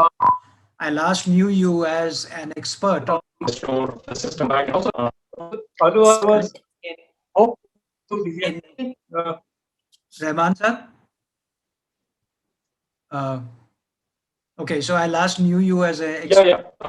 No, I think at the end I was from the system. Rahman sir, I think we're having some problems hearing you in any way. So if you can hear, yeah, I think you muted yourself. All right. So Millie, I last knew you as an expert on green buildings in Delhi. Yes, I still am. I still am, yeah. But you've expanded your area of expertise now into rating green businesses, which is a very exciting venture. Though I must warn you that, the world of ratings is quite discredited itself, at least in the financial world, after the many problems that have been encountered in the financial world across countries. So I hope it's better in the green rating area. So please tell us more about what you're doing. So thanks, Sanjeev. It's great to connect after such a long time. So what I want to say is that in terms of built environment, so energy systems is a crucial part of any built environment. So green buildings are inclusive of energy systems, and resilience and reliability is one very critical aspects that will drive efficiency and the green quotient of any green building, be our cities and communities. And talking about rating, apart from benchmarking systems based on different rating systems, I think rating gives a very good perspective or a defined framework through which any system can be evaluated. And it also provides a checklist or performance improvement platform through which any performance can be improved. So rather than looking at it as a absolute scoring system to say this is good or this is bad, and also to the point, what we heard in the first presentation from NIUA to say that cities are not, from 1 to 4, but some are progressing better than the others, and there is always better learning. So with these words, I just want to say that today I'm going to speak on a framework, like, to give a brief introduction to my organization. USGBC is known globally for the LEED green building rating system, which is a globally renowned rating system for green buildings. However, today I'm going to talk about another system that has been developed to define reliability, resilience, as well as environmental sustainability of power systems. And that becomes the backbone of any city and community. So without much ado, I just want to put it in perspective that globally we know that natural disasters are increasing, and it's very, very critical that we address them effectively through resilience strategies. And it causes huge damages, and the economic impact of this of these disasters are humongous. And it, in America and in Asia, it is recording trillions of dollars of losses. So while we know that in this time of pandemic, India has been able to go through it in a much smoother manner. We heard Karuna ji talking about it, that how we were able to effectively be less what should I say, being resilient was very important, and the infrastructure and others helped us. But however, there are some critical factors, which I think electric utilities face, particularly so there are both positives and negatives. As soon as the pandemic struck us, we knew that the demand went down, all offices shut. So the utilities were, anyway, they are loss driven. So they had increased uncertainty for demand projection. So their business lines, they fell. The vulnerability towards the increased outages due to staff unavailability, that's a big thing. Under frequency, under voltage due to shutdown of industries in commercial, so the grid becomes very unstable. And of course, with more of renewable infusion, we know that there is a chance of reverse power flow through distributed energy systems. So all of these put together causes huge challenge. And while on the one side, we know that we have a huge amount of losses that we face through different disasters, there is a World Bank report to say that we can, if we put in appropriate infrastructure in place, resilient infrastructure, then we are able to save this much. So the cost of putting it is much higher than what we lose. So it makes definitely a business sense. So I think that, it's not only an infrastructure should be resilient, but it should be also healthy. And that minimizes, a grid should be healthy and it should minimize outages at any circumstance. So now coming to the system that I'm going to talk about, it's basically a framework, leave aside the word rating, which defines what a good grid is, be it a microgrid or a utility grid is, and what should be the basic features or parameters through which it can be kind of evaluated, so that when we are faced with such pandemics and disasters, we know that we are able to have the coping mechanism for it. So some of the basic features, which is particularly helpful of the discussion that we are having today, a grid that is reliable, resilient, is something that is a self-healing infrastructure. It is able to have failure mode and effect analysis. It is reliant heavily on distributed resources. It provides opportunity for islanding, power hardening, automation, advanced metering, as well as power quality capabilities. So these are some of the basic features that we try to promote through the rating system PEER. And also in response to pandemics, we knew that, we have to be also be mindful of the other social parameters that need to be considered. And we introduced new parameters, which makes which will help utilities as well as other power systems more resilient when similar pandemics hit us in the future. And, just to give an example from close home, DMRC is one of our major clients that is adopting PEER across all its transit network. And they were one of the first ones to adopt these, safety measures in response to pandemic as soon as they opened up the metro systems for public use. So what all did they do? Which was taken also from PEER, which is that they issued standard operating procedure for operation and maintenance of all electric systems, both in trains as well as stations. All high contact surfaces were to be disinfected within 8 hours, staff to use PPE kits, as well as disinfection of the air handling units installed across all DMRC network. So as per the guidelines, they deployed all these measures to make the transit system, safe and reliable for the users to get back to. Now, a little far away from home, we are aware how Hurricane Sandy had, ravaged New Jersey. And that's also another classic example of a project which helped to understand how important it is to build resilience. The city of Hoboken had faced major impact from Superstorm Sandy and other, similar events. And particularly this happened because most of its infrastructure and utilities and, things like emergency stations, ferry stations were located less than 5 feet below the average sea level. So there was huge risk of inundation from floods, which were imminent during these storms. So what happened during Superstorm Sandy, that about 80% of the city was underwater, and it caused more than 100 million, in damage. And nearly 2.7 million customers were left without power. So after the after the storm, the city took proactive measures because, we know that we are going to face these problems, but then how do you react?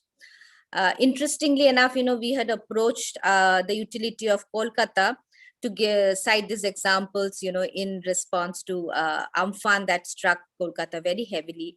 So we are yet to hear back on how they are going to respond to such situations in future. But the city of Hoboken is an example where they upgraded their city infrastructure through flood walls, resilient parks, renewable and cogeneration based microgrid, as well as upgradation of the ailing power transmission system, which was 50 years old, so that they can face such situations in future. Another example from the utility, of Chattanooga, again, very heavily, affected by storms that hit the city from time to time. So now they have built a completely resilient network through redundant grid with secure, kind of network systems, and they have alternative pathways to supply their consumers, and they have installed a secured interoperable fiber optic network as primary means of communication to all smart grid systems. Not only that helps in a secure network, but that prevents from cyber threat, but also it has helped them to achieve in providing 1 Gbps speed to all its customers. And of course, we are aware of the recent, weather change in Austin, in Texas, and we are going to hear from our speaker. And interestingly enough, in the city of Austin, we have a campus that is peer certified, which is UT Austin. We know that in 4.3 million people across Texas had been left without power after the high demand of electricity, and that caused the power grid to fail. But we also reached out, and this was the kind of demand that happened, and so many people were left without power. But we reached out to the University of Texas in Austin to understand that whether peer actually helped them to cope up with this situation, and they referred back to us to say that it's being a peer platinum project, it is also dependent on a combined heat power system, that it was able to self-generate 100% of the energy required by the campus. And it has extremely, highly reliable power system. So UT Austin said that they were hit during the winter storm, and there were few problems with the water freezing in the buildings that ended up them dispatching crew to shut down chill water valves at the entrance. But they were able to successfully run the microgrid without any outages. So these are the benefits. So I think I would like to conclude by saying that it's very, very critical for us to build resilient systems, both at city level, at building and campus level, so that we are prepared enough to face such pandemics and disaster in future. Thank you very much for your attention. Thank you, Millie. Thank you for bringing us some of those excellent international examples of how people are actually coping with the fact of uncertainty and disasters. Though, of course, sitting as we are in a developing country, the availability of the money required for, almost 100% self-generation capacity kicking in when a storm takes out the grid sounds like a dream, but maybe it will be possible one day, we hope.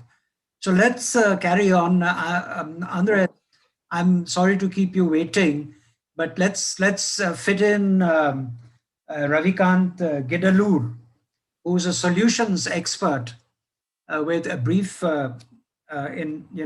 brief presentation before we come to you for the last word. Ravikant, are you there?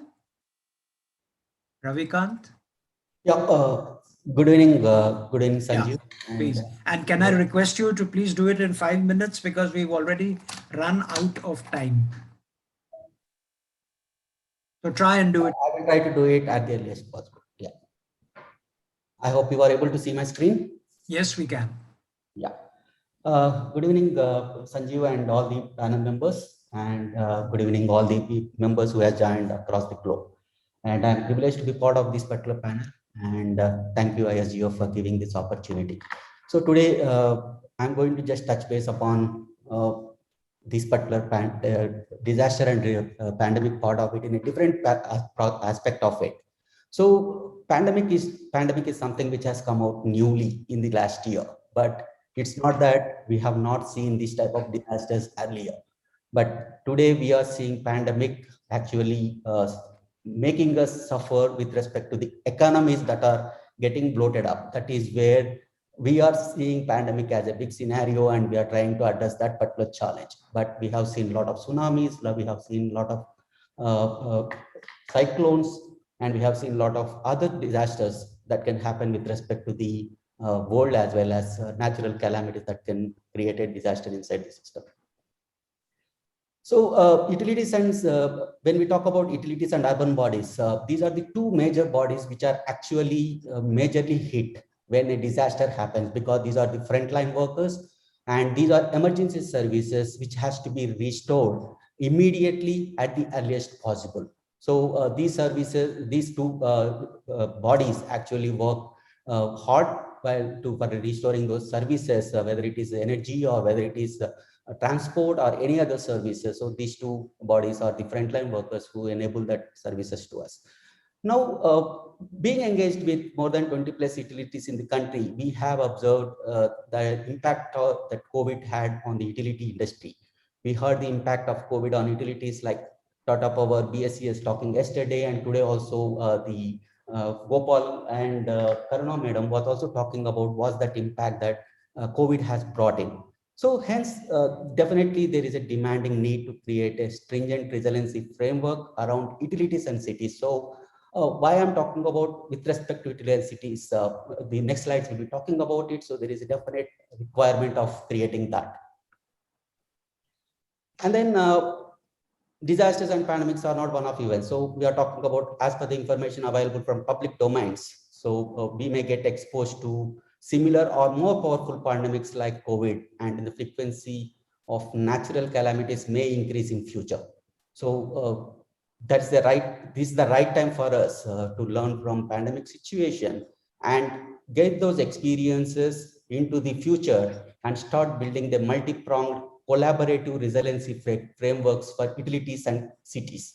So what I mean to say by collaborative resiliency framework for cities and utilities will be that we'll be talking about in the next slide.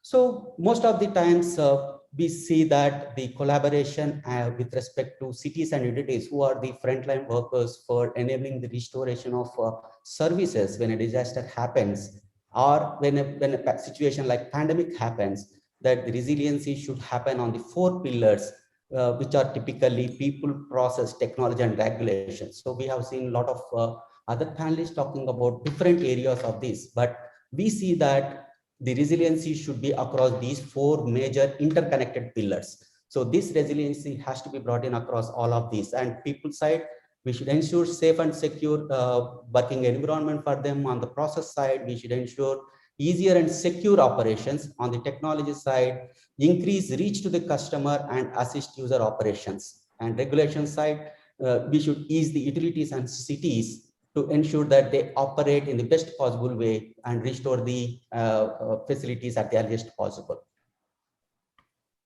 So now the resiliency framework. So the resiliency framework focus around the people should be on enabling the safe and secure working environment. So enabling the people with people-centric tools such as mobile workforce management, which is currently used for effective management of the resources. Today we are using mobile management, mobile workforce management solutions for managing and tracking the resources. But today the pandemic has shown us a new dimension to it, that it is demanding for adding safety and security as a new dimension into the mobile workforce management solutions. That is what we should think of as part of the framework that we may want to add upon into the framework, right? There is a need to build a new staffing policy or guidelines with clear standard operating procedures for protecting the employees and their interests. So yes, there are standard operating procedures that are currently available, but we need to see, by learning from the pandemic today, we need to see, are they really okay with us, or we need to really relook back into standard operating procedures that are defined by every such city and every such utility. Are they really making sense to us based upon the pandemic situation that we are in? And also, safeguarding the citizens' health and security concern is also a paramount importance. So we also have to look out when these type of pandemic situations happens or any such disaster happens. We also ensure that should ensure that we should engage with the customers, we should engage with the citizens by using the new era tools like gamification and social messaging platforms. That is most essentially required when you are wanting to make the system resilient and you want to come out of the disasters at the earliest possible time. So, and then the other part is on the training. Training is most important, that because you are bringing the technology, you are bringing the process, then definitely the training to the citizens and training the resources that are utilizing those systems become more important, so that whatever resiliency that you are to bring into the system, whether it is on the grid side, whether it is on the operation side, whether it is on the technology side, those matters and those can be taken care of. So next is on the process side. So on the process side, the framework should focus on creating the standard operating procedures, so which I have spoken about. So the standard operating procedures should be process driven rather than talking about any specific process or any specific event in a city or an utility. It should be driven as a holistic disaster, right? As a holistic, let us assume a cyclone happens. Then how do both the systems, both the entities talk to each other, and how do they govern that entire activity for restoring the services is something which has to be looked into at the process level. That is where the framework should focus on strengthening the current processes followed during the disaster situations. So we need to, there is a disaster management part of it that is already there as a framework, but we believe that there is a definite requirement of strengthening that particular disaster policy and framework to ensure that these two frontline governing bodies work in convergence. The framework should consider, so the another thing that we should look into is there is a technology available that ABB panelists were talking about, that he was talking about there is a lot of technology available. So we need to get all the technology into the system and start analyzing the data and start analyzing that data that is coming from various sources, enormous data that is there from multiple data points. We should start looking into that data, create that particular business continuity and create that maximum outreach to the customers using the technology platforms. And then we should also look at creating the multiple customer connects by using the technology intervention, which was typically a lagging that we have seen with respect to the pandemic situation that are faced by utilities and cities. So because the customer connects were not there, because there is no physical connect that is available. So there is definitely a technology intervention that should bring in that connect. And some of the utilities like Tata and BSES Yamuna, we have seen that they were talking that they have brought in a lot of technology intervention to engage with the customers. So that is most essentially required to ensure that the utilities are not hurt because of revenues, because of the this particular physical pandemic situations that will create the problems. And then on the regulation side, so yes, there is a definite need that there is a resiliency framework that needs to be created on the regulation standpoint too.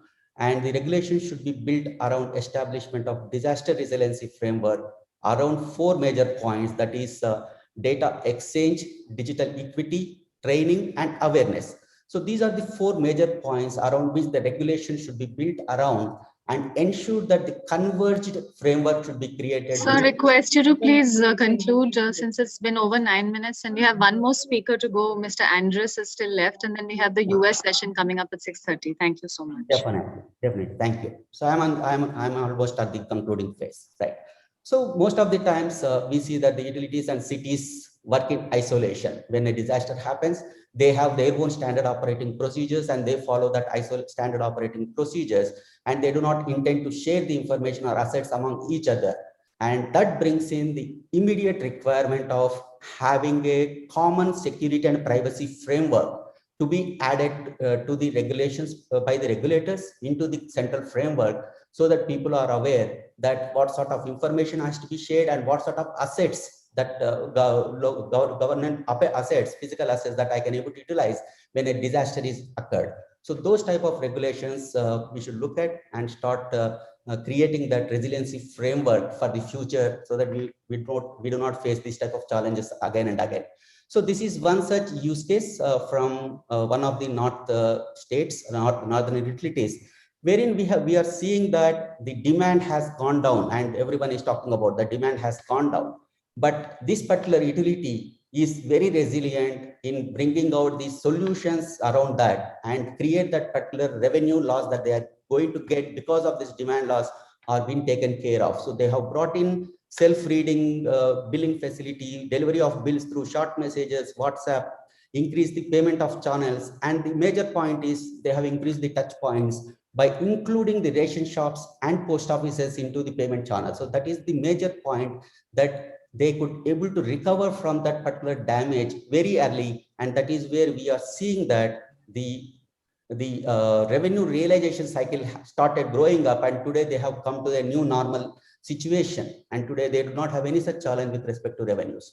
So this is something that we want to talk about. And then how this is about 3 of the major cities that we have implemented the solution of our smart city solution, that is ICCC platform, which is a command and control center platform. And over these cities, we could able to bring in the 3T MEM measures that is been set by the central government, that is trace, test, treat, mobilize, and engage and monitor. These 6 components are being brought into one single package, and we could able to converge the test labs, isolation centers, health centers, frontline workers, and administrators onto one single platform by leveraging the technologies that are already being available with these smart cities. So, and we could able to spin off this particular solution in a shortest span of weeks of time, so that the these particular smart cities wherein the solution is being implemented could able to leverage upon the strengths that they have with respect to the already implemented solution. So that is the thought process that should go around whenever these type of pandemics or disaster happens. We should first of all look at what sort of solutions we have, and then start integrating them first, rather than looking into the outside world on what is the technology available with them to bring in at the earliest. So this is what the learning that we have. And with this keynote, I'm thankful to you for giving this time. Thank you. Very much. Thank you, Mr. Ghidalur. So that we go to our last speaker, who we apologize to him for making him wait, Andres Cavallo, and welcome from India. I presume you're at home. Yes, and thank you. For folks who haven't read his very impressive resume, Andres is a professor at the State University of Texas in 3 areas. One is in materials research, one is in innovation, and the third one is in connected infrastructure. So all these seem to be highly relevant areas for managing disasters and pandemics and so on. And with your recent experience with the storm, hold your masterclass. We're all ears for you. Thank you very much. I hope you can see my screen. Yes, we can. Yeah, excellent. All right. Well, thanks for having me. It's an honor to always join you all. And one of my favorite places to come and speak and talk. And we're doing it virtual today, but hopefully we'll get back to normal things in 2022. You know, most everything has been said, and what I thought, knowing that, was that I would cover really what happened in ERCOT in Texas. And, you know, these are some, you know, giveaway slides in terms of the concepts. And resiliency is really an interesting word, and being resilient really is an incredible challenge for both the utilities and city emergency services. So let me dive into our use case of ERCOT. Everybody's familiar with the outage in the United States. 17 states were taken down for periods of time, Texas being the most notorious of those 17 states, because we are actually an independent grid from the other 2 super large grids in the US. You know, so for those who don't know, we have a Western interconnect and Eastern interconnect, and then we have Texas, which is controlled by something called the Electric of Texas, or ERCOT. headquarters in Austin, where I live. And for those of you that don't know, I used to be the Chief Information and Technology Officer of Austin Energy, the power company in Austin. And I happen to have the wonderful fortune of building the first smart grid in the United States in 2004. And so the city of Austin, it's a very well designed place. And we're going to get into that in a moment. So that Western interconnect and the Eastern interconnect are broken up into a total of 8 independent system operators, or some people call them regional transmission operators. So ERCOT, again, covers most of Texas, but parts of the geographic map of Texas are covered by other independent system operators. And so this is what the counties in the state of Texas look like covered in its coverage by ERCOT. So there are some key cities like El Paso and Lubbock and in Amarillo and other cities in Texas that are not covered by ERCOT. So it's really interesting to see what happened here. Now, in terms of ERCOT and the size of ERCOT is roughly 10% of the U.S. infrastructure. So the United States is roughly 1,100 gigawatts of capacity. And so ERCOT is roughly 110 gigawatts of capacity. And you can see that it's primarily natural gas, followed by wind, followed by coal, followed by solar, and then nuclear being last. So natural gas and wind dominate the delivery of energy at peak demand times. We used to be a summer peaking state, but we actually had an event that had the same output needs, low demand needs in the summer just a few weeks ago. So this is part of the challenges of redesigning what we're doing. And what happened here was we had record-setting sub-freezing temperatures. So most of the infrastructure in Texas that has been built over the years was rated to be built to handle 30-degree Fahrenheit, in some cases in the last 20 years, 10 degrees Fahrenheit, but we had minus 10 degrees Fahrenheit. So part of the challenge is the notion that a lot of the infrastructure that generates power in the state, it's really not equipped to handle sub-freezing temperatures. So obviously one of the things that needs to happen is how do we fix that? Now, understanding what took place again, we lost almost 50% of the generation during the event.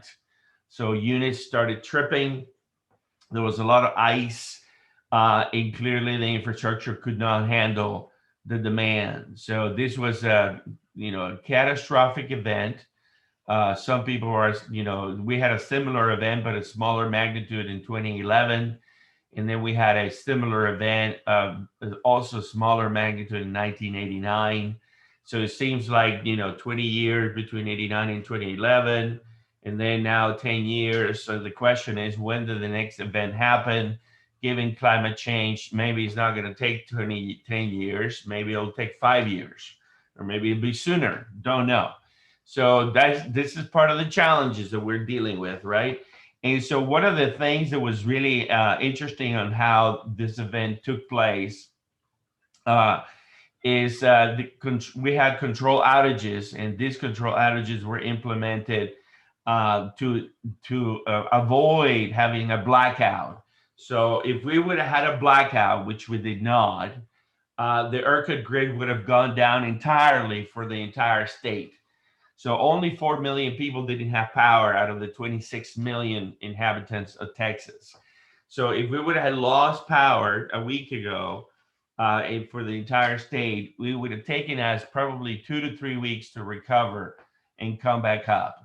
So the ERCOT mission and the independent operator of any region, their main job is to maintain the reliability of the grid and make sure that there's not a massive blackout. So in that regard, ERCOT did its job. And I would say that the system performed beautifully as it was designed to perform, but the design of our system has some flaws in it. And the storm highlighted that. One of the biggest issues was the notion that the local utilities were limited in their ability to rotate outages due to the magnitude of the generation unavailability. And so what they did is they took off feeder circuits that were non-critical.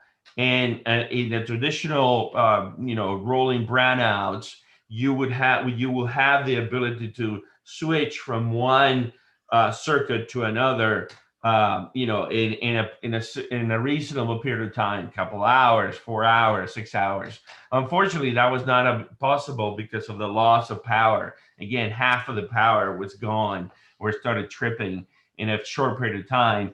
And that created long-term outages. So most people didn't have power for 3 or 4 days, which, it was not fatal, but clearly not a good thing to have, right? So this slide shows us the event itself. We're talking about a compact event that took place within about 14 hours. It started in the morning of Sunday and evolved all the way to the early morning of Monday, wee hours, right, after midnight. And you can see that there was a lot of, communication and information being disseminated. And the big event really took place in a short period of time, where the system operations that we have, and again, one of the key things, again, as I said, the system performed beautifully, and all the planning and all the prepping and all the, communications and all this triaging that needs to happen. That was all well rehearsed, and the system operators did a great job.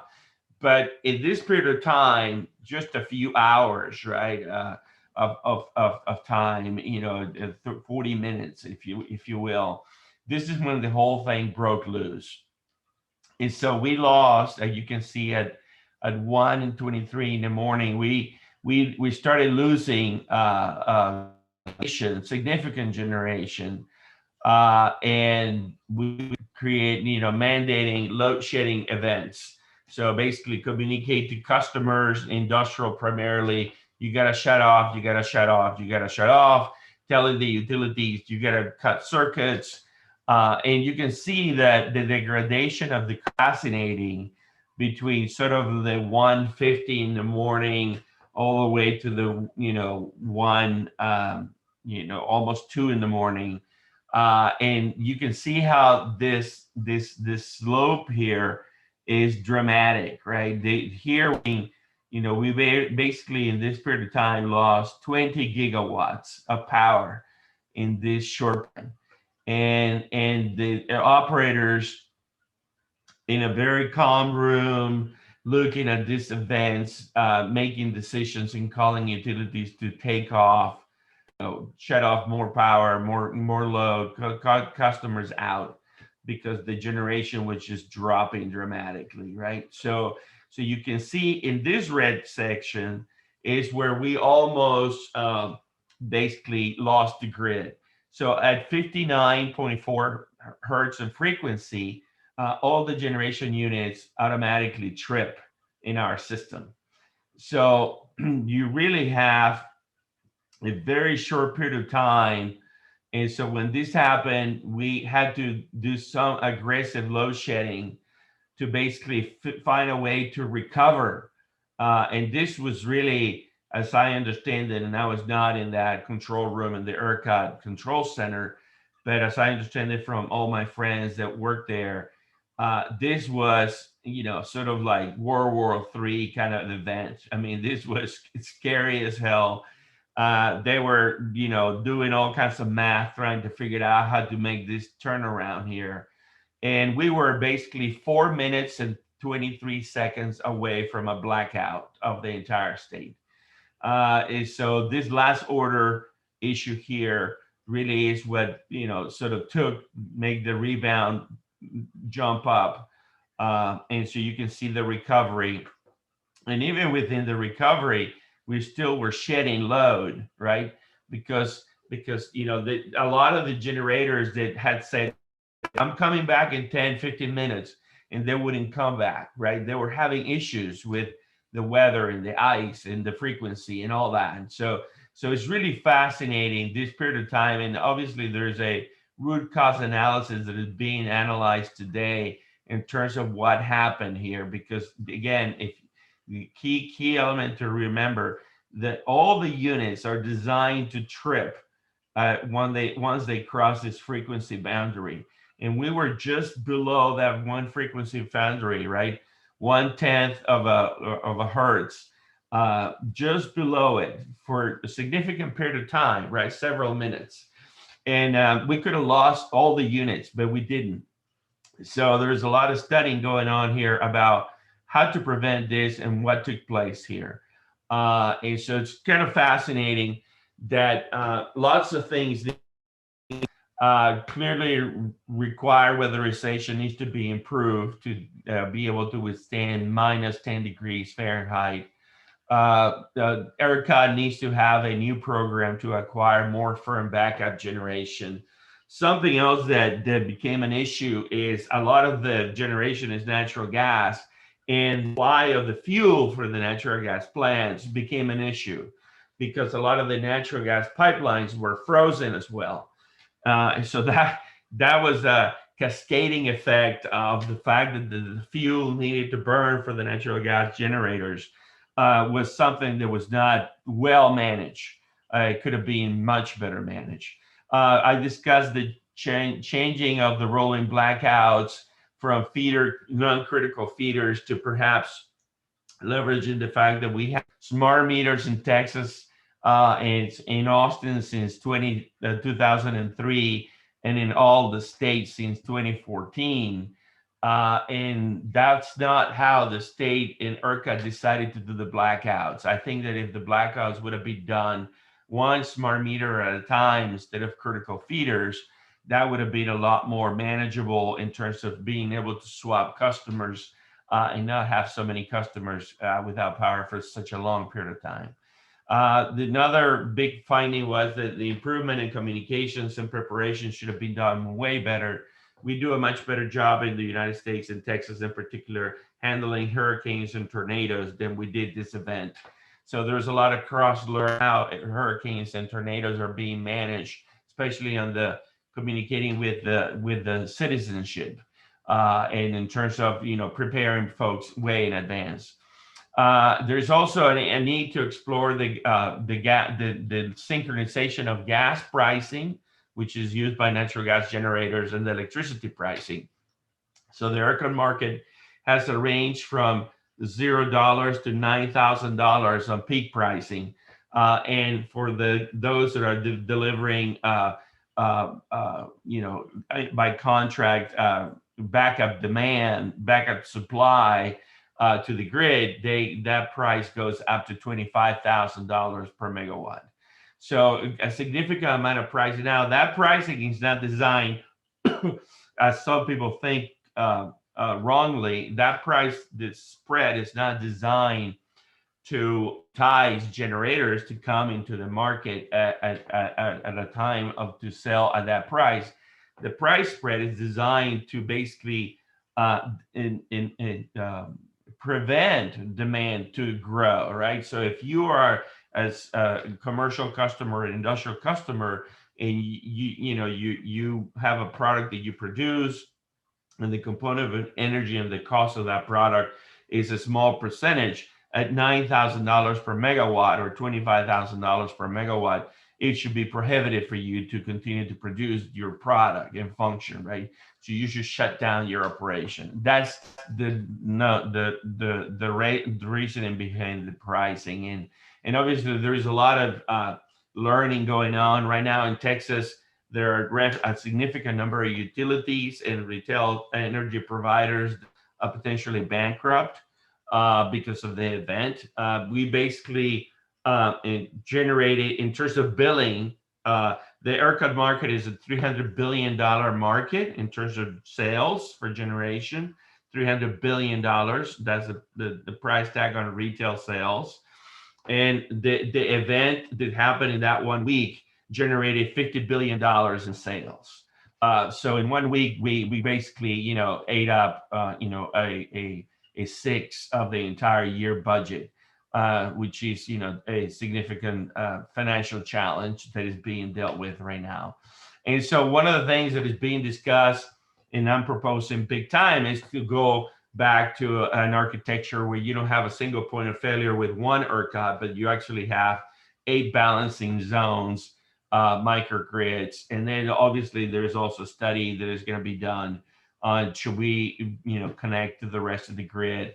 And so this is what my proposal looks like for splitting Texas into 8 independent microgrids that would still settle through ERCOT in terms of wholesale and buying of energy and frequency management and restoration, but that these microgrids will be autonomous and would be synchronized in a different way in terms of their whole fuel supply and restoration and all that. And that would have made the challenge of managing this large event of losing, you know, half of the infrastructure in such a short period of time. So with that, I just wanted to share that with you all, and thank you for the opportunity. And if there are any questions, you can reach me and come and talk to us. We do have smart grid frameworks and smart city frameworks for all this stuff at CMG. And then at the university, we have 9 living labs and 32 traditional labs where we're doing all kinds of research around these topics. Thank you, Andres. That was actually fascinating, and I'm sure, I mean, there are questions in my mind. Sadly, we've run out of time. And so all this will have to come to you. And I think we should have put you right in the beginning. But then I fear that you would have eaten up the time of all the other people because you would have had a barrage of questions coming at you. But we can continue because we had another US India Smart Grid workshop we are managing on a different platform. It just started at 6:30. So you have time. You can take 15-20 minutes. Okay, I mean, with your permission, Reggie. I'm here. So I sent the MC to another room where they started the other session. So I mean, I had one query from Andres, which I want to let him, that if ERCOT had more of a solar load, I mean, more of a solar capacity than it does today, could a lot of this problem have been solved? Because I think your solar contribution is pretty low, isn't it? Yeah, but so I have some other charts that I haven't shown here. So unfortunately, the availability of solar for those days, so that this ice and the snow started happening on February 10th, and the event happened on the 15th and the 14th. So solar doesn't work well when it snows, right? So the solar availability is 0. The wind availability of 31,000 megawatts, there were only 8,000 megawatts available. Wow. Okay.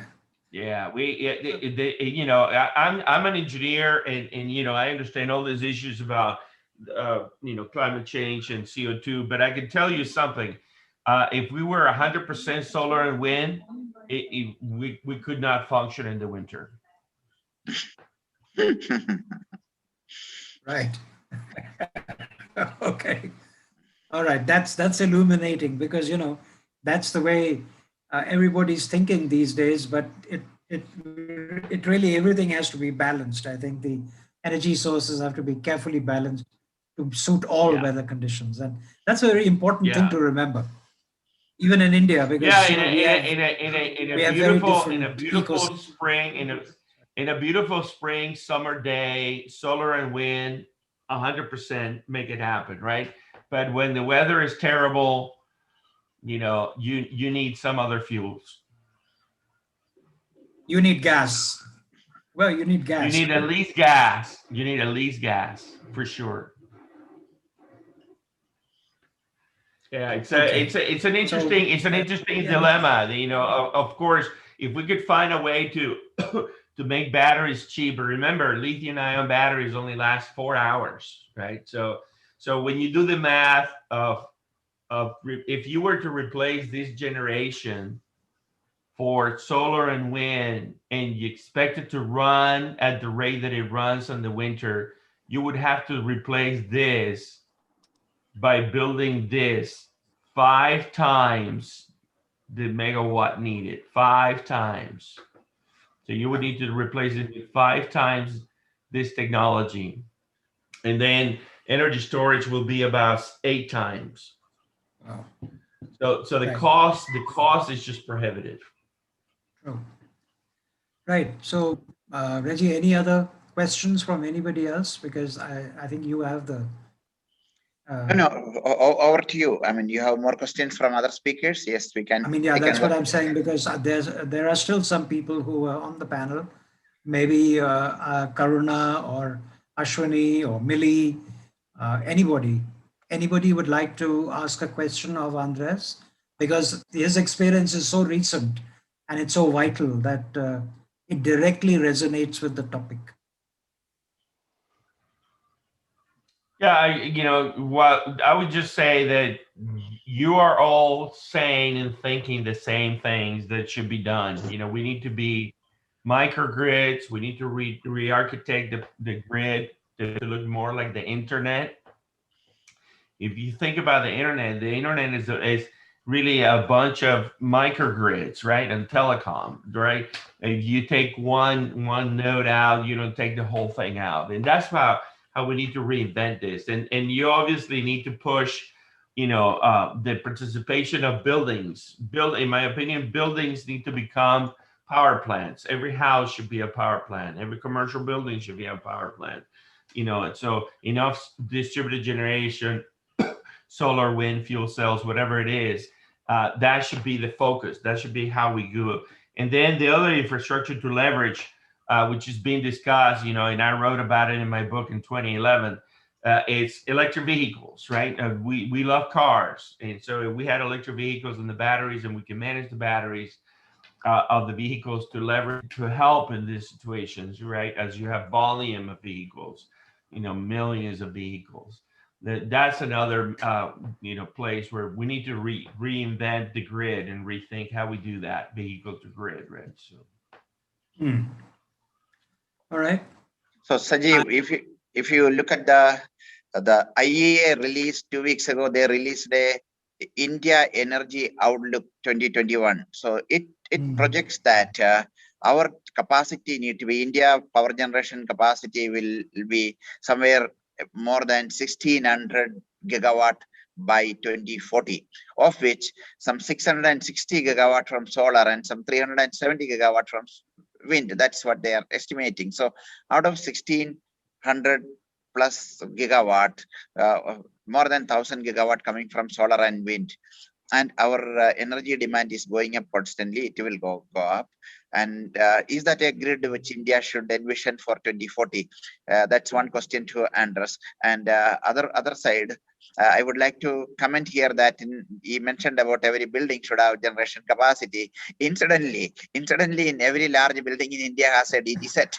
So Texas kind of an event, people will still have something. In lift will work, water pump will work. Those kind of things will work, and we have an active program now to replace all that DG set with because the pollution. There's a government restriction that from October to March we cannot run DG sets in most of the cities. So we are thinking of replacing that with lithium-ion batteries or whatever other means available. But Texas event gives a question mark. Those who already own this, when I say DG set in India, almost 100 gigawatt of large DG set is already there all across the country. So it's very difficult to now tell a 5-star hotel or a building. We've been advocating that as ISGF, we've been advocating that they all should get rid of this DG set and go for lithium-ion battery, which that the electricity distribution company can lease back for their grid services, because the DG sets or the battery will be used only few hours in a month for outages. So now, post this thing, I don't think it will be very easy to convince somebody that is 5 megawatt DG set should be scrapped. I will give you battery, 20 megawatt hour battery. They won't believe. Right. Yeah.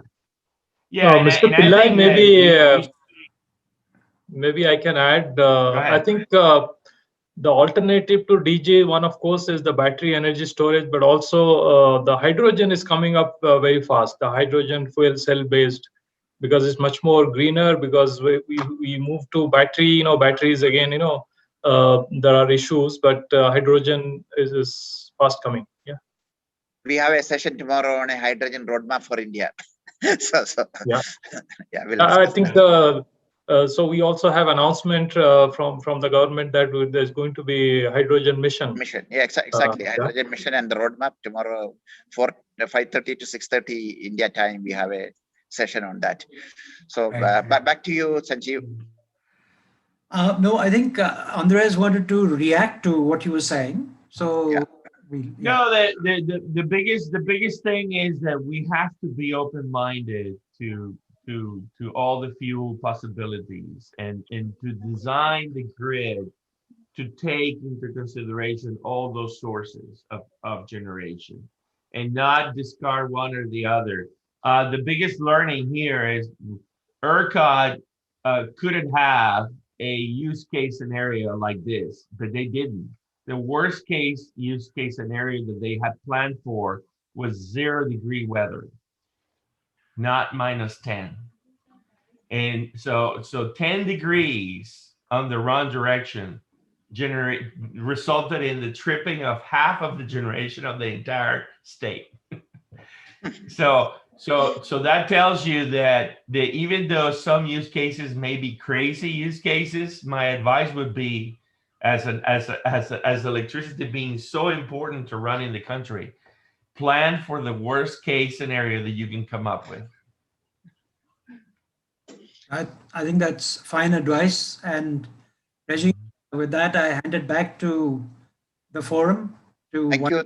I wish to thank all the speakers and the moderator for this wonderful session.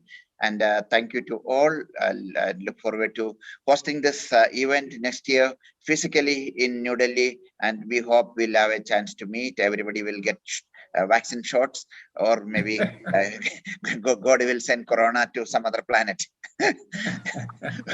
All the best. Thank you. Good evening. Thank you. Thank you, Ray.